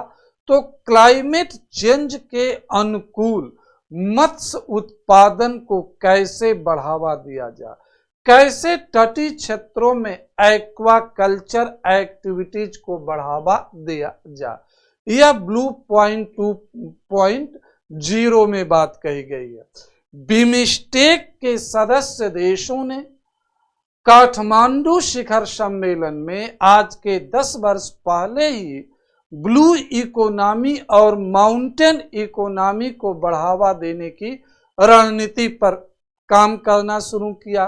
तो भारत के पास विशाल समुद्री तट है, देश के अंदर भी नदियां और तालाब हैं, तो इसे देखते हुए सरकार अपनी मत्स्य संपदा को आगे बढ़ावा देना चाहती, समुद्री आर्थिक गतिविधियों को बढ़ावा दे, इससे व्यापार बढ़ेगा, निर्यात बढ़ेगा, रोजगार उत्पन्न होगा और कुपोषण की समस्या का भी समाधान होगा। मछली को प्रोटीन का एक बड़ा स्रोत माना जाता, तो सरकार कुपोषण को दूर करने के लिए भी मछली के उत्पादन को बढ़ावा देने पर फोकस करे। अंडर स्टूड भारत सरकार द्वारा 2022 में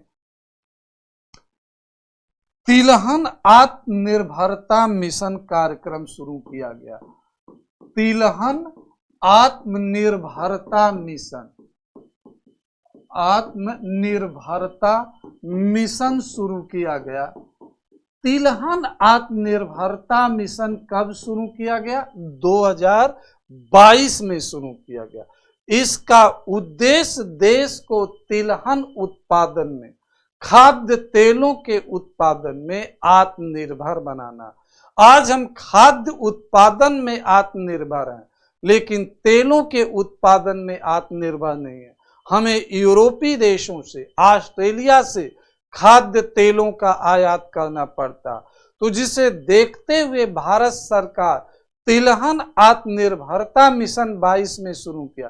तो इस बार इस मिशन को संशोधित किया गया है, रिवाइज्ड किया गया है, रीडिफाइन किया गया है, परिमार्जित किया गया और इस मिशन के अंतर्गत भारत सरकार द्वारा जो है सूरजमुखी, सोयाबीन, सरसों, मूंगफली के उत्पादन को बढ़ावा देने के लिए विशेष रणनीति अपनाई जा रही है।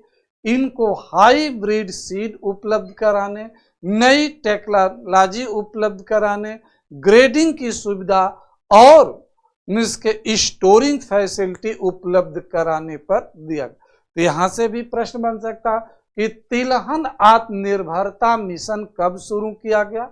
2022 में। तिलहन आत्मनिर्भरता मिशन का ऑब्जेक्टिव क्या है?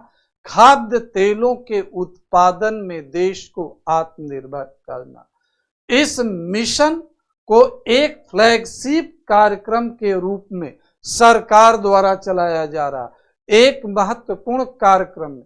इसके लिए सरकार राज्यों को फंड दे रही है। इसके लिए सरकार किसान संगठनों को ब्याज मुक्त ऋण दे रही है। इसके लिए सरकार तकनीकी सुविधाएं उपलब्ध करा रही है। अंडरस्टूड।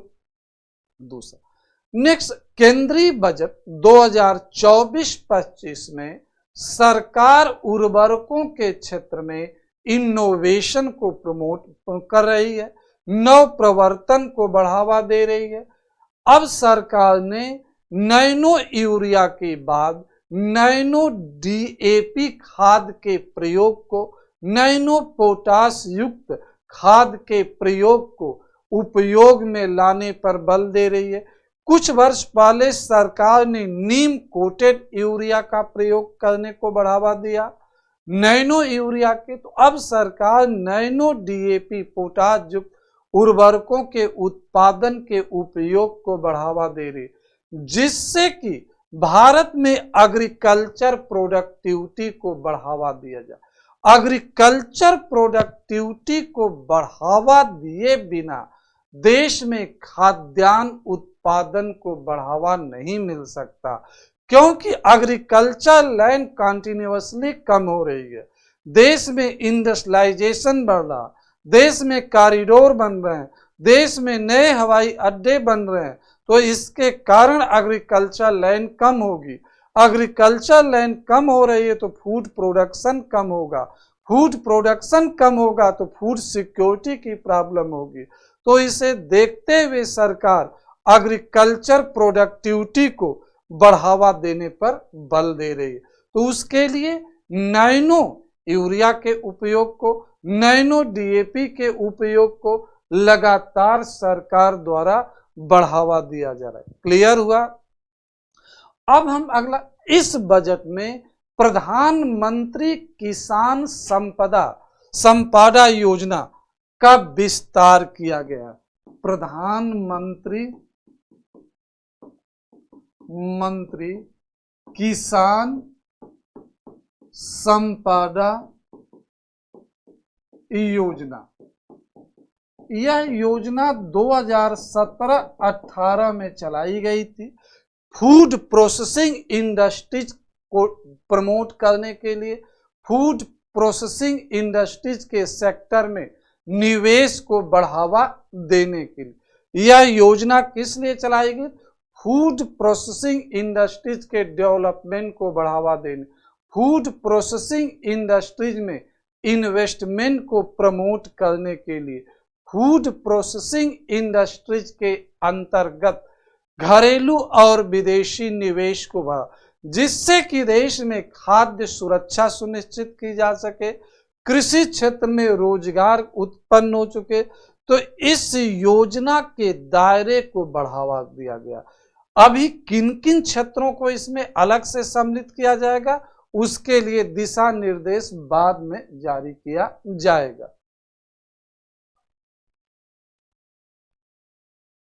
तो प्रधानमंत्री किसान संपदा योजना का विस्तार किया गया।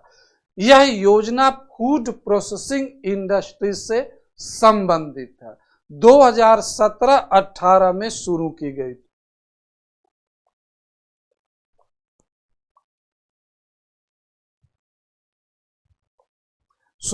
थी। तो इस वर्ष इस योजना को बढ़ावा दिया गया। फूड प्रोसेसिंग इंडस्ट्रीज को सनराइजेज इंडस्ट्रीज का नाम दिया गया है, सूर्योदय उद्योग का नाम दिया गया है। तो भारत सरकार खाद्य सुरक्षा की दृष्टि से, रोजगार सृजन की दृष्टि से या विदेशी निवेश आकर्षित करने की दृष्टि से यह योजना चला रही है। इसको योजना को और मॉडिफाइड कर रही है। अंडरस्टूड? इस योजना में कहा गया कि प्रधानमंत्री सूक्ष्म उद्यम विकास मिशन, इस बजट में प्रधानमंत्री सूक्ष्म उद्यम विकास मिशन, प्रधानमंत्री खाद्य सूक्ष्म, सरकार फूड प्रोसेसिंग इंडस्ट्रीज को बढ़ावा देने के लिए सरकार द्वारा एक विशेष योजना चलाई जा रही है। भारत सरकार द्वारा प्रधानमंत्री खाद्य सूक्ष्म उद्यम विकास योजना, इसमें बजटी आवंटन में वृद्धि की गई है। इस योजना का दायरा बढ़ाने का प्रस्ताव किया गया। यह अभी बजट अंतिम रूप से नहीं पारित हुए, इसमें जो है प्रस्ताव है। तो देश की, भारत की एक बहुत बड़ी समस्या है फूड मैनेजमेंट की। फसलों के उत्पादन के बाद रख रखाव के अभाव में, भंडारण सुविधाओं के अभाव में, स्टोरेज के अभाव में जो है फसलें काफी नष्ट हो जाती हैं। फल फूल और सब्जियों का 1/3 भाग कहा जाता भंडारण सुविधाओं के अभाव में नष्ट हो जाता, फसलों का 1/4 भाग। तो सरकार इसे देखते हुए देश में जो अनेक योजनाएं चला रही है, जिसमें से एक योजना यह भी है। भारत सरकार राष्ट्रीय कृषि विकास योजना जो 2015 से संशोधित प्रारूप में इंप्लीमेंट कर रही है। राष्ट्रीय कृषि विकास योजना के अंतर्गत देश में भंडारण सुविधा, देश में कोल्ड स्टोरेज को बढ़ावा देने, देश में इंफ्रास्ट्रक्चर एग्रीकल्चर सेक्टर में डेवलप करने पर बढ़ावा दे रही है। मित्रों, इस वर्ष के बजट में अलग से कोई नए कार्यक्रम नहीं शुरू किए गए हैं, बल्कि पहले से जो चले आ रहे कार्यक्रम हैं उनको मॉडिफाइड किया गया है, उनको विस्तारित किया गया, उनको हाईलाइटेड किया गया। प्रधानमंत्री किसान सम्मान निधि योजना जो 2019 के अंतरिम बजट में लाई गई थी, उसके बारे में बताया गया है कि अब तक जो है 11.80 करोड़ किसानों को इससे लाभ पहुंचाया जा चुका है। इससे प्रत्येक वर्ष किसानों को 3 किस्तों में 6,000 रुपये उपलब्ध कराई जाती है, 2-2 हजार रुपये। इन फ्यूचर में यह अमाउंट बढ़ाने की बात कही गई है, सरकार विचार कर रही है। ऐसा संकेत अपने स्पीच में वित्त मंत्री महोदया ने दिया। किसान सम्मान निधि योजना प्रत्यक्ष सब्सिडी के माध्यम से दी जाती है। किसान सम्मान निधि योजना से जो धन का अनंतरण होता है, that is example of direct subsidy, that is example of cash subsidy. 2019 के पहले भारत में डायरेक्ट सब्सिडी नहीं दी जाती थी, कैश सब्सिडी नहीं दी जाती थी, लेकिन 2019 से भारत में कैश सब्सिडी भी प्रोवाइड की जाने लगी। अंडरस्टूड। अब आगे हम आपके साथ चर्चा पर चर्चा करेंगे।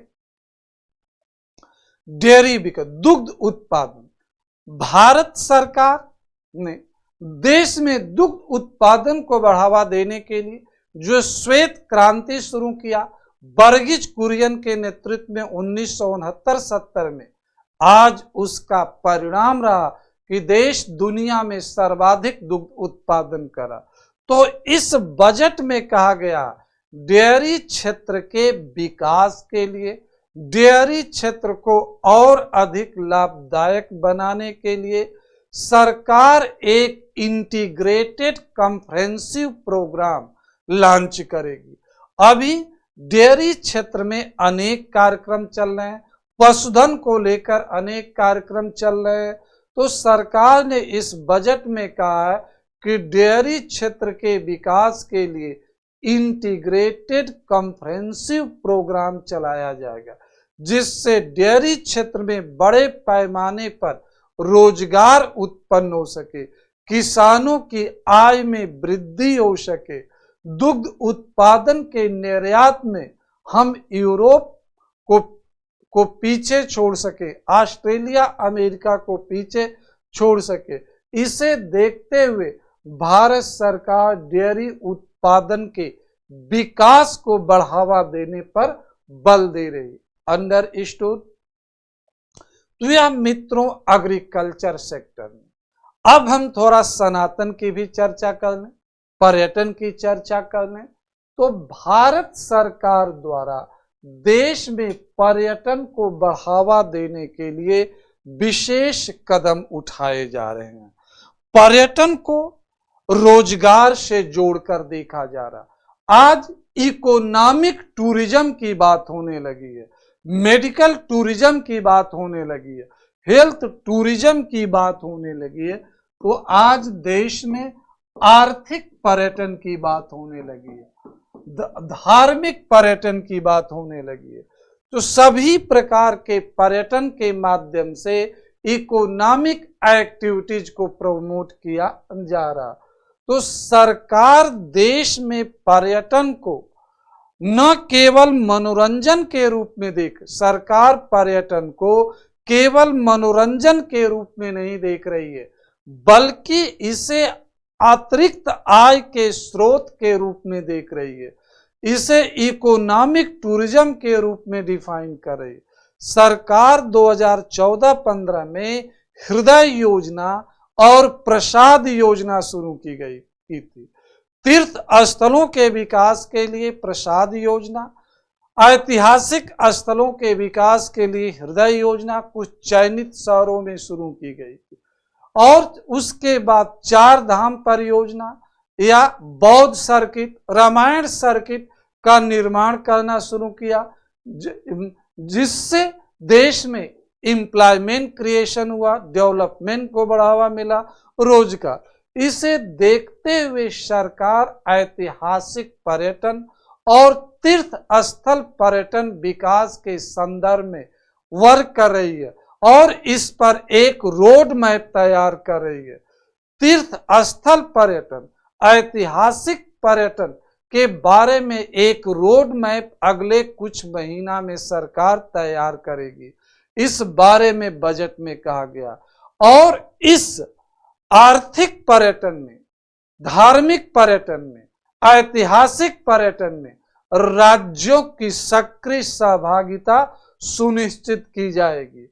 राज्यों को प्रोत्साहित करने के लिए उनको दीर्घकालीन ब्याज मुक्त ऋण दिया जाएगा, जो 25 वर्षों से अधिक अवधि के लिए राज्य अपने अपने शहरों में पर्यटन को बढ़ावा दे। इसके लिए गवर्नमेंट ऑफ इंडिया बेहतर इंफ्रास्ट्रक्चर क्रिएट करने के लिए, धार्मिक और ऐतिहासिक स्थलों का संरक्षण करने के लिए, धार्मिक और ऐतिहासिक स्थलों के प्रति लोगों को आकर्षित करने के लिए सरकार चाहती है कि जन सुविधाएं बेहतर हो, कनेक्टिविटी बेहतर हो, आवागमन के सुविधाएं बेहतर हो, वहां रुकने की व्यवस्था अच्छी हो, बुनियादी। इसलिए राज्यों को ब्याज मुक्त ऋण देने का भी प्रावधान किया गया। तो इससे लाभ क्या होगा? एम्प्लॉयमेंट क्रिएशन होगा और लोकल लेवल पर बिजनेस को बढ़ावा मिलेगा। देश के एक भाग से दूसरे भाग में लोग आएंगे तो कल्चरल आदान प्रदान भी होता। अगर बिहार के लोग देश के अन्य भागों में नहीं गए होते तो छठ का कल्चर पॉपुलर नहीं होता। राजस्थान के लोग अन्य भागों में नहीं गए होते तो राजस्थान का बाटी चूरमा फेमस देश के अन्य राज्यों में नहीं होता। तो सरकार पर्यटन के माध्यम से सांस्कृतिक मोबाइलिटी को बढ़ावा देना चाहती है, सांस्कृतिक विविधीकरण को बढ़ावा देना चाहती है, राजनीतिक एक रूपता, सांस्कृतिक एक रूपता स्थापित करना चाहती है। क्लियर? तो वर्तमान में सरकार आध्यात्मिक तीर्थयात्रा पर्यटन को बढ़ावा देना चाहती है। अयोध्या को आप देख लीजिए, उज्जैन को देखिए, अजमेर को देखिए। तो इससे पर्यटन जब बढ़ता है तो स्थानीय लोगों को रोजगार मिलता है, स्थानीय स्तर पर व्यापार को। तो सरकार इसके लिए बजट में राज्यों को प्रोत्साहित करने के लिए ब्याज मुक्त योजना, ऋण उपलब्ध करा रही, जो ब्याज मुक्त। पहले से हृदय योजना, पहले से प्रसाद योजना चलाई जा रही है, दर्शन योजना चलाई जा रही है, धरोहर संरक्षण योजना, उनको और प्रभावी बनाने का प्रावधान इस बार के बजट में किया गया। अब एक योजना लखपति दीदी योजना, इस पर भी जो हम चर्चा थोड़ा कर लें। लखपति दीदी योजना, लखपति दीदी योजना, इस बार के बजट में लखपति दीदी योजना पर चर्चा की गई।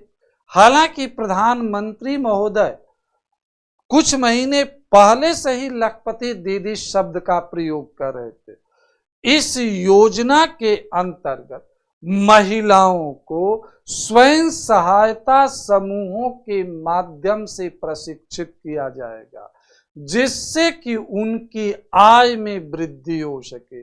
और कहा गया कि कम से कम 1 लाख रुपए महिलाओं की वार्षिक आय होनी चाहिए, इतनी आय।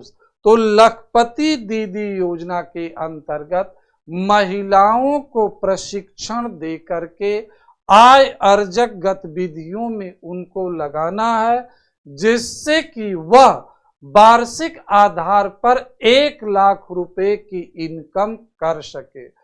वित्तीय वर्ष में 2024-25 में 3 करोड़ महिलाओं को लखपति बनाने का लक्ष्य रखा गया। इसमें स्वयं सहायता समूहों की भूमिका महत्वपूर्ण है। इसमें स्वयं सहायता समूहों के माध्यम से महिलाओं को ब्याज मुक्त ऋण दे करके उनके मनपसंद उत्पाद की गतिविधियों के लिए प्रशिक्षण दिया जाएगा। इस योजना को सार्वजनिक क्षेत्र के सभी बैंकों द्वारा इम्प्लीमेंट किया जाएगा। यह महिला आर्थिक स्वावलंबन की दिशा में एक महत्वपूर्ण कार्यक्रम है। पहले से भारत सरकार महिला स्वावलंबन को बढ़ावा दे रही है। महिला स्वावलंबन के लिए महिला समृद्धि योजना, बालिका समृद्धि योजना, सुकन्या योजना, बेटी बचाओ बेटी पढ़ाओ जैसी योजनाएं चलाई जा रही हैं। तो उसी दिशा में एक कदम और उठाया गया, लाडली दीदी योजना। आपने देखा कि कुछ महीने पहले संपन्न हुए मध्य प्रदेश के चुनाव में लाडली बहना योजना चर्चित थी। तो इस वर्ष के बजट में लाडली दीदी योजना, यह स्वयं सहायता समूह सेल्फ हेल्प ग्रुप के माध्यम से यह चलाया जाएगा। क्लियर हुआ? आगे हम बढ़ते हैं। स्वास्थ्य के क्षेत्र में जो अगला हमारा स्वास्थ्य के क्षेत्र में केंद्रीय बजट 2024-25 में स्वास्थ्य के क्षेत्र में भी सरकार ने ध्यान दिया।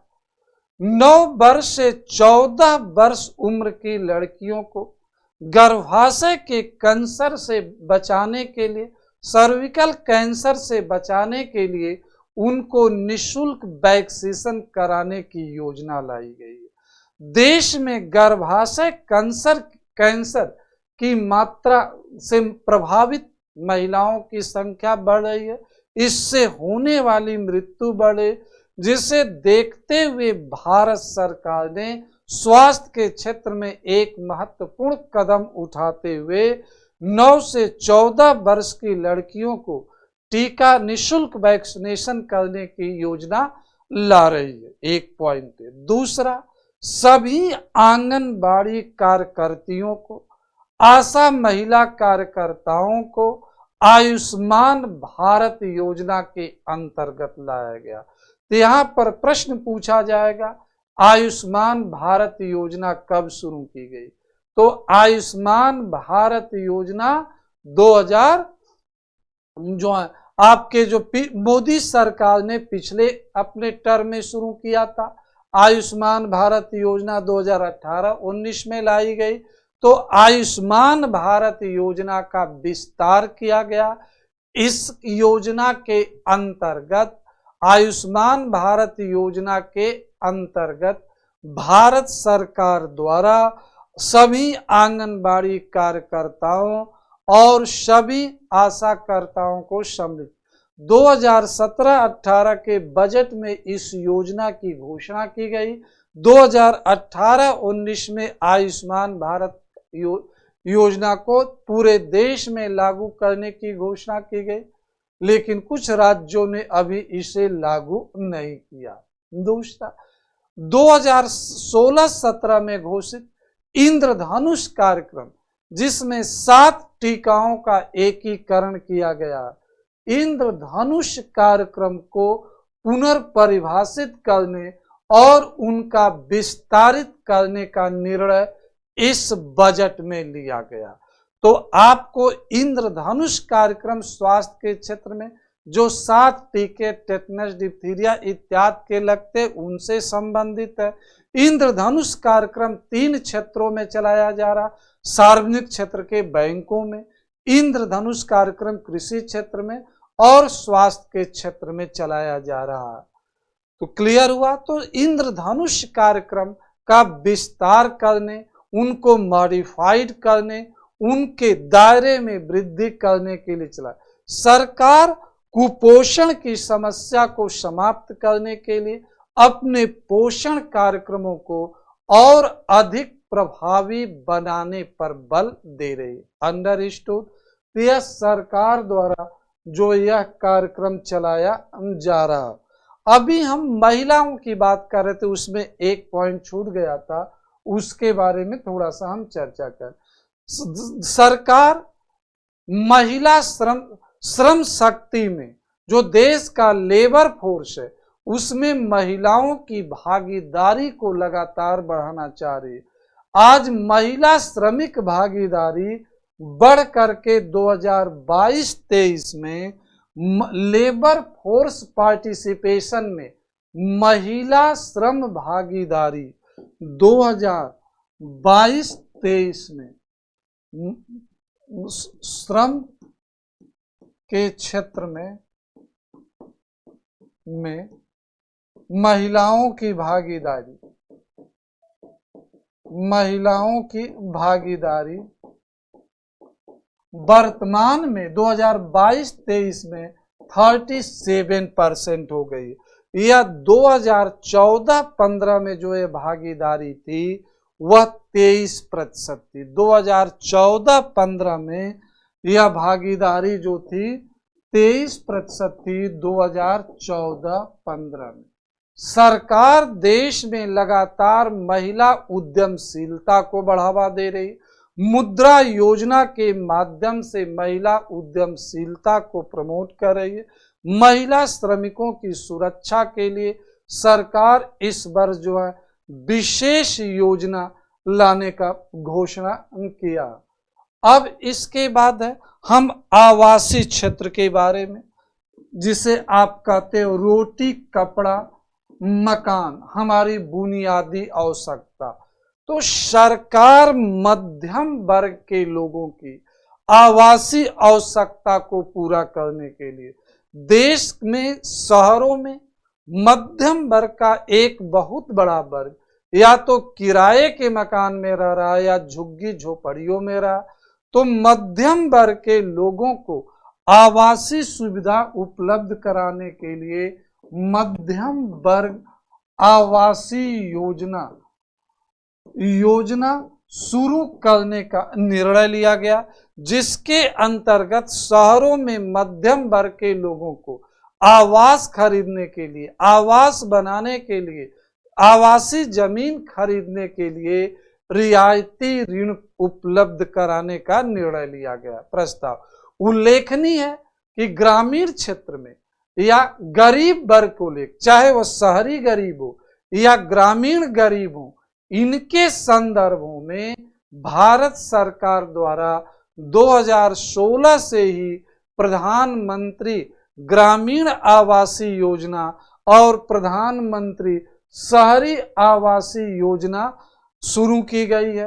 प्रधानमंत्री आवासीय योजना के अंतर्गत प्रधानमंत्री गरीब आवासीय योजना के अंतर्गत अब तक 3 करोड़ लोगों को मकान उपलब्ध कराया जा चुका। 2 करोड़ लोगों को और मकान उपलब्ध कराने का लक्ष्य रखा गया।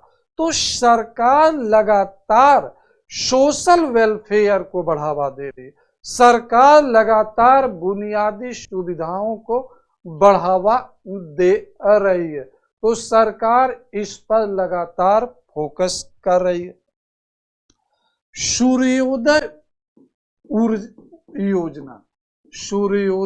योजना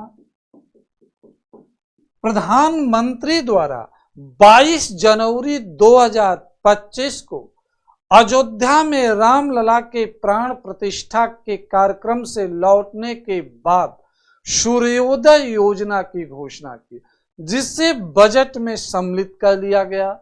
सूर्योदय योजना का उद्देश्य सोलर एनर्जी प्रोडक्शन को बढ़ावा देना, सौर ऊर्जा के क्षेत्र में उत्पादन को बढ़ावा देना और सौर ऊर्जा के उत्पादन को बढ़ावा दे करके ऊर्जा सुरक्षा सुनिश्चित करना। 22 जनवरी 2025 को प्रधानमंत्री ने इसकी घोषणा किया, जिसे बजट में सम्मिलित कर लिया। इसका संबंध सौर ऊर्जा के उत्पादन को बढ़ावा देना है। उत्पादन को बढ़ावा देना, पहले से ही आपको पता कि भारत के नेतृत्व में सौर ऊर्जा गठबंधन काम कर रहा है। सोलर अलायंस काम कर रहा, तो भारत की जिम्मेदारी बनती है कि इस दिशा में उपयुक्त कदम उठाए। इसके अंतर्गत भारत सरकार 1 करोड़ मकानों के छत पर सोलर सिस्टम लगाने का प्रावधान किया गया और इनके मकान मालिकों को 300 यूनिट बिजली प्रति माह फ्री दी जाएगी, यह प्रावधान किया गया। तो भारत सरकार ने सौर ऊर्जा के क्षेत्र में विशेष रूप से कार्य करने पर बल दे रही है। ऊर्जा के क्षेत्र में आत्मनिर्भरता को प्रोत्साहित करने पर बल दे रही। क्लियर हुआ? अब हम बात करते हैं प्रति व्यक्ति आय के बारे में। प्रति व्यक्ति आय के को लेकर के वर्तमान में कहा गया है कि 2022-23 में, यहां पर 2022-23 में भारत की जो प्रति व्यक्ति आय है, रुपयों की बात करते हैं तो 1,72,000 रुपये वार्षिक है। हमारी प्रति व्यक्ति आय कितनी है? 1,72,000 रुपये वार्षिक है। 1,72,000 रुपये वार्षिक है 2022-23 में हमारी आय। और यही आय हमारी 2014-15 में कितनी थी? 86,647 रुपये थी। यह 2000 हमारी जो है 86,647 रुपये थी। यह अब देखिए 2014-15 से 2022-23 तक हमारी प्रति व्यक्ति आय डबल हो गई है। यह फिर एक प्रश्न है, डॉलर के रूप में जब हम बात करते हैं तो डॉलर के रूप में जो हमारी प्रति व्यक्ति आय है, वह जो है डॉलर के रूप में हमारी आय है 2601 डॉलर। हमारी प्रति व्यक्ति आय डॉलर के रूप में 2601 डॉलर है और दुनिया में हम 157 देशों की सूची में 142वें नंबर पर हैं।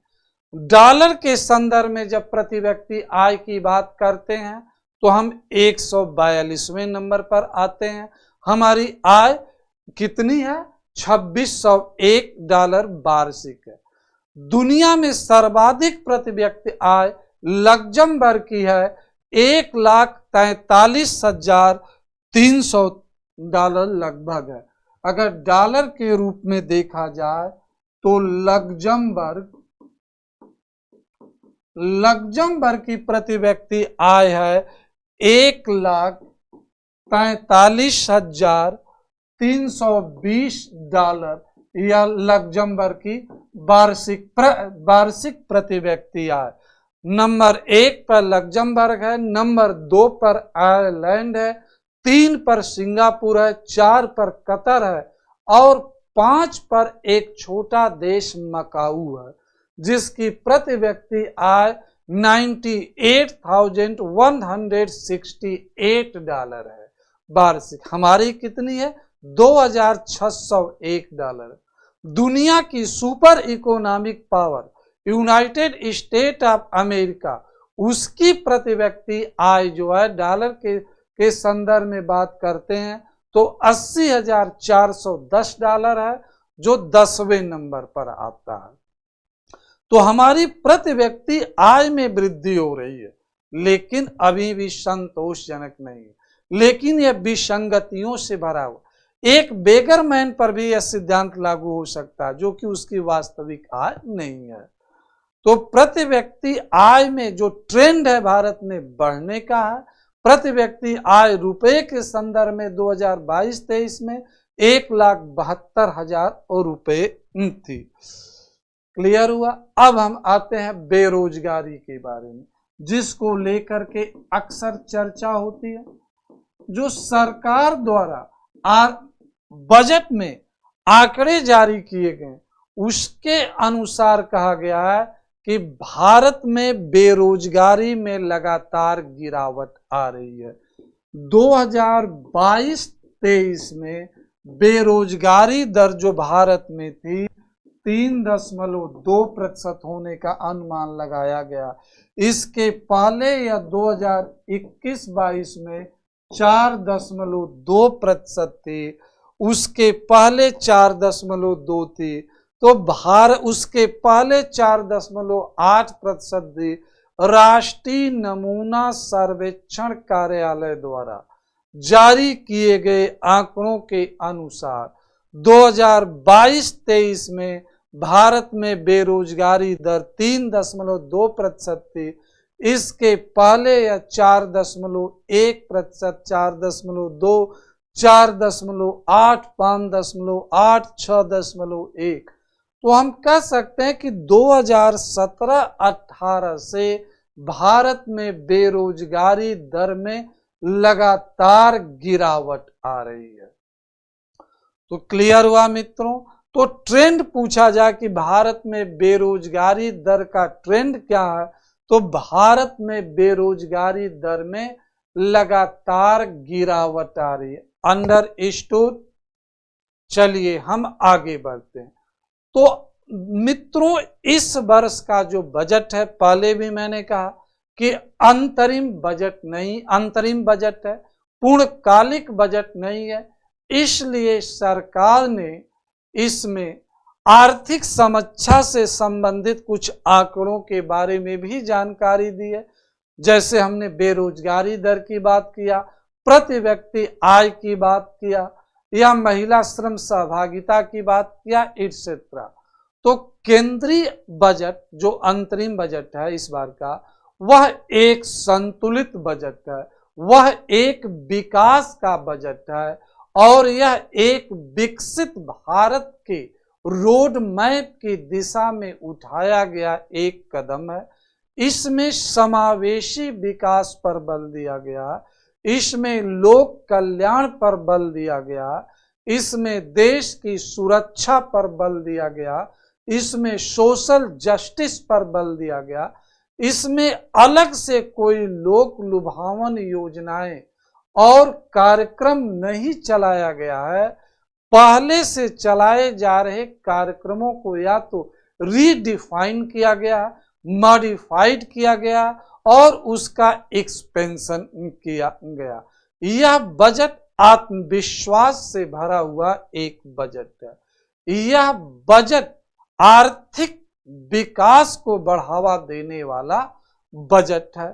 तो मित्रों, अभी हमने आपके साथ अंतरिम बजट 2024-25 के प्रमुख प्रावधानों की चर्चा किया। जहां तक उद्योग की बात है, इस बजट में मेक इन इंडिया कार्यक्रम को बढ़ावा देने की बात की गई है। उत्पादन प्रोत्साहन योजना को रीडिफाइन करने की बात की गई है। टैक्स रिफॉर्म की बात की गई है। इस बार के बजट में वित्त मंत्री महोदया ने जीडीपी मॉडल का चर्चा किया है। सामान्यतया तो हम और आप जानते हैं जीडीपी का मतलब होता है ग्रास डोमेस्टिक प्रोडक्ट, सकल, लेकिन वित्त मंत्री महोदया ने अपने विकास के मॉडल को एक नया नाम दिया है, जीडीपी मॉडल। वह क्या? जी का मतलब गवर्नेंस, यहाँ जी का मतलब है गवर्नेंस, शासन। डी का मतलब डेवलपमेंट, विकास, और पी का मतलब परफॉर्मेंस, निष्पादन। यहाँ पर वित्त मंत्री महोदया ने विकास की जो एक थ्योरी अपनाई हुई है, जिस पर चल रही है भारत सरकार, वर्तमान प्रधानमंत्री मोदी जी के नेतृत्व में जो आगे बढ़ा, उस विकास मॉडल को इन्होंने जीडीपी मॉडल का नाम दिया। गवर्नेंस, डेवलपमेंट एंड परफॉर्मेंस, शासन, विकास और निष्पादन। बजट में आर्थिक सुधारों को प्रमोट करने की बात की गई है। विनिवेश कार्यक्रम को, डिसइन्वेस्टमेंट को बढ़ावा देने की बात कही गई है। डिसइन्वेस्टमेंट से 50,000 करोड़ रुपए का लक्ष्य रखा गया है इस वर्ष पाने का। विनिवेश कार्यक्रम को यथावत जारी रखने का लक्ष्य रखा गया। विनिवेश कार्यक्रम के माध्यम से पब्लिक सेक्टर अंडरटेकिंग में सुधार करने की बात कही गई है। विनिवेश के माध्यम से सार्वजनिक क्षेत्र के उपक्रमों का आधुनिकीकरण करने की बात की गई है। विनिवेश से 50,000 करोड़ रुपए की राशि जुटाने का प्रयास करने का आह्वान किया गया। विनिवेश से जो धन प्राप्त होगा वह हमारा कैपिटल रिसिप्ट होगा। अंडरस्टूड। लास्ट टॉपिक इस बजट का जो हमसे छूट रहा था उस पर भी हम चर्चा कर लें, पॉपुलेशन को लेकर के। इस वर्ष के बजट में भारत सरकार ने देश की बढ़ती हुई जनसंख्या और उससे उत्पन्न चुनौतियों को देखते हुए, जनसंख्या और उससे उत्पन्न चुनौतियों को देखते हुए एक जनसंख्या समिति बनाने का निर्णय लिया। 2047 तक भारत को विकसित बनाने का लक्ष्य रखा गया। सरकार एक लक्ष्य लेकर चल रही है। देश के लोगों के सामने एक लक्ष्य रखा गया, सपना दिखाया गया। तो इसे देखते हुए सरकार ने देश की जो वर्तमान जनसंख्या परिदृश्य है उसका मूल्यांकन करना, वर्तमान जनसंख्या परिदृश्य का आकलन करना, उसके कारण उत्पन्न चुनौतियों का आकलन करना, कैसे देश में विद्यमान डेमोग्राफिक डिविडेंड को यूटिलाइज किया जाए, कैसे देश की विद्यमान जनसंख्या के लिविंग स्टैंडर्ड को इम्प्रूवमेंट किया जाए, कैसे देश की वर्तमान जनसंख्या को अच्छी सुविधाएं उपलब्ध कराई जा, जिससे कि हम 2047 के अपने लक्ष्य को प्राप्त करें। कहीं ऐसा न हो कि देश की बढ़ती हुई जनसंख्या के चुनौतियों के कारण हमारा लक्ष्य पीछे छूट जा। तो इसलिए दूरदर्शिता दिखाते हुए सरकार ने जनसंख्या को नियंत्रित करने, जनसंख्या को क्वालिटेटिव बनाने, जनसंख्या के डेमोग्राफिक डिविडेंड को प्रयोग में लाने के लिए, बेहतर उनको लिविंग स्टैंडर्ड के लिए सरकार को सुझाव देने के लिए, समस्याओं का आकलन करने के लिए एक उच्चाधिकार प्राप्त समिति का गठन किया है। अब इसके बारे में बाद में घोषणा की जाएगी, कौन अध्यक्ष है, कितने मेंबर हैं, एक्सेट्रा। पहले भी सरकार ने नेशनल पॉपुलेशन कमीशन बनाई है प्रधानमंत्री की अध्यक्षता में। 11 मई 2000 को नेशनल पॉपुलेशन कमीशन बनाया गया। राष्ट्रीय जनसंख्या आयोग का गठन किया गया मई 2000 में। राष्ट्रीय जनसंख्या नीति 2000 के अनुसार पॉपुलेशन स्टेबलाइजेशन फंड बनाया। तो सरकार उनसे और एक बेहतर दिशा में बढ़ते हुए इस कमेटी के गठन करने का निर्णय लिया, हाई पावर्ड पॉपुलेशन कमेटी। तो मित्रों, अभी हमने परीक्षा के दृष्टिकोण से आपको अंतरिम बजट 2024-25 के मुख्य प्रावधानों को लेकर के डिस्कस किया, चर्चा परिचर्चा किया और किस तरह से यहाँ पर परीक्षा में प्रश्न पूछे जा रहे हैं, बीच बीच में उसको लेकर के भी मैंने आपके साथ बातचीत किया। उम्मीद करता हूं कि अंतरिम बजट को लेकर जो आपके मन में जिज्ञासा होगी उसका समाधान आपको मिल जाएगा। अंतरिम बजट पर एक प्रभावी नोट्स भी तथास्तु IAS द्वारा आपको उपलब्ध कराया जाएगा, उसकी PDF भी आपको अपलोड की जाएगी, etc। तो मित्रों, बहुत बहुत धन्यवाद। आशा नहीं पूर्ण विश्वास है कि आज हमने आपके साथ बजट को लेकर के बेसिक से लेकर के अंतरिम तक जो एक चर्चा किया, बजट की ABCD संक्षेप में जो मैंने बताया उसको अवगत हो चुके होंगे। कोई भी प्रॉब्लम होती है तो आप तथास्तु IAS की टीम से संपर्क करके अपनी समस्या का समाधान कर सकते हैं। बहुत बहुत धन्यवाद। स्वस्थ रहिए, मस्त रहिए और अपने लक्ष्य की प्राप्ति के लिए संकल्पित होकर कार्य करते रहिए। धन्यवाद।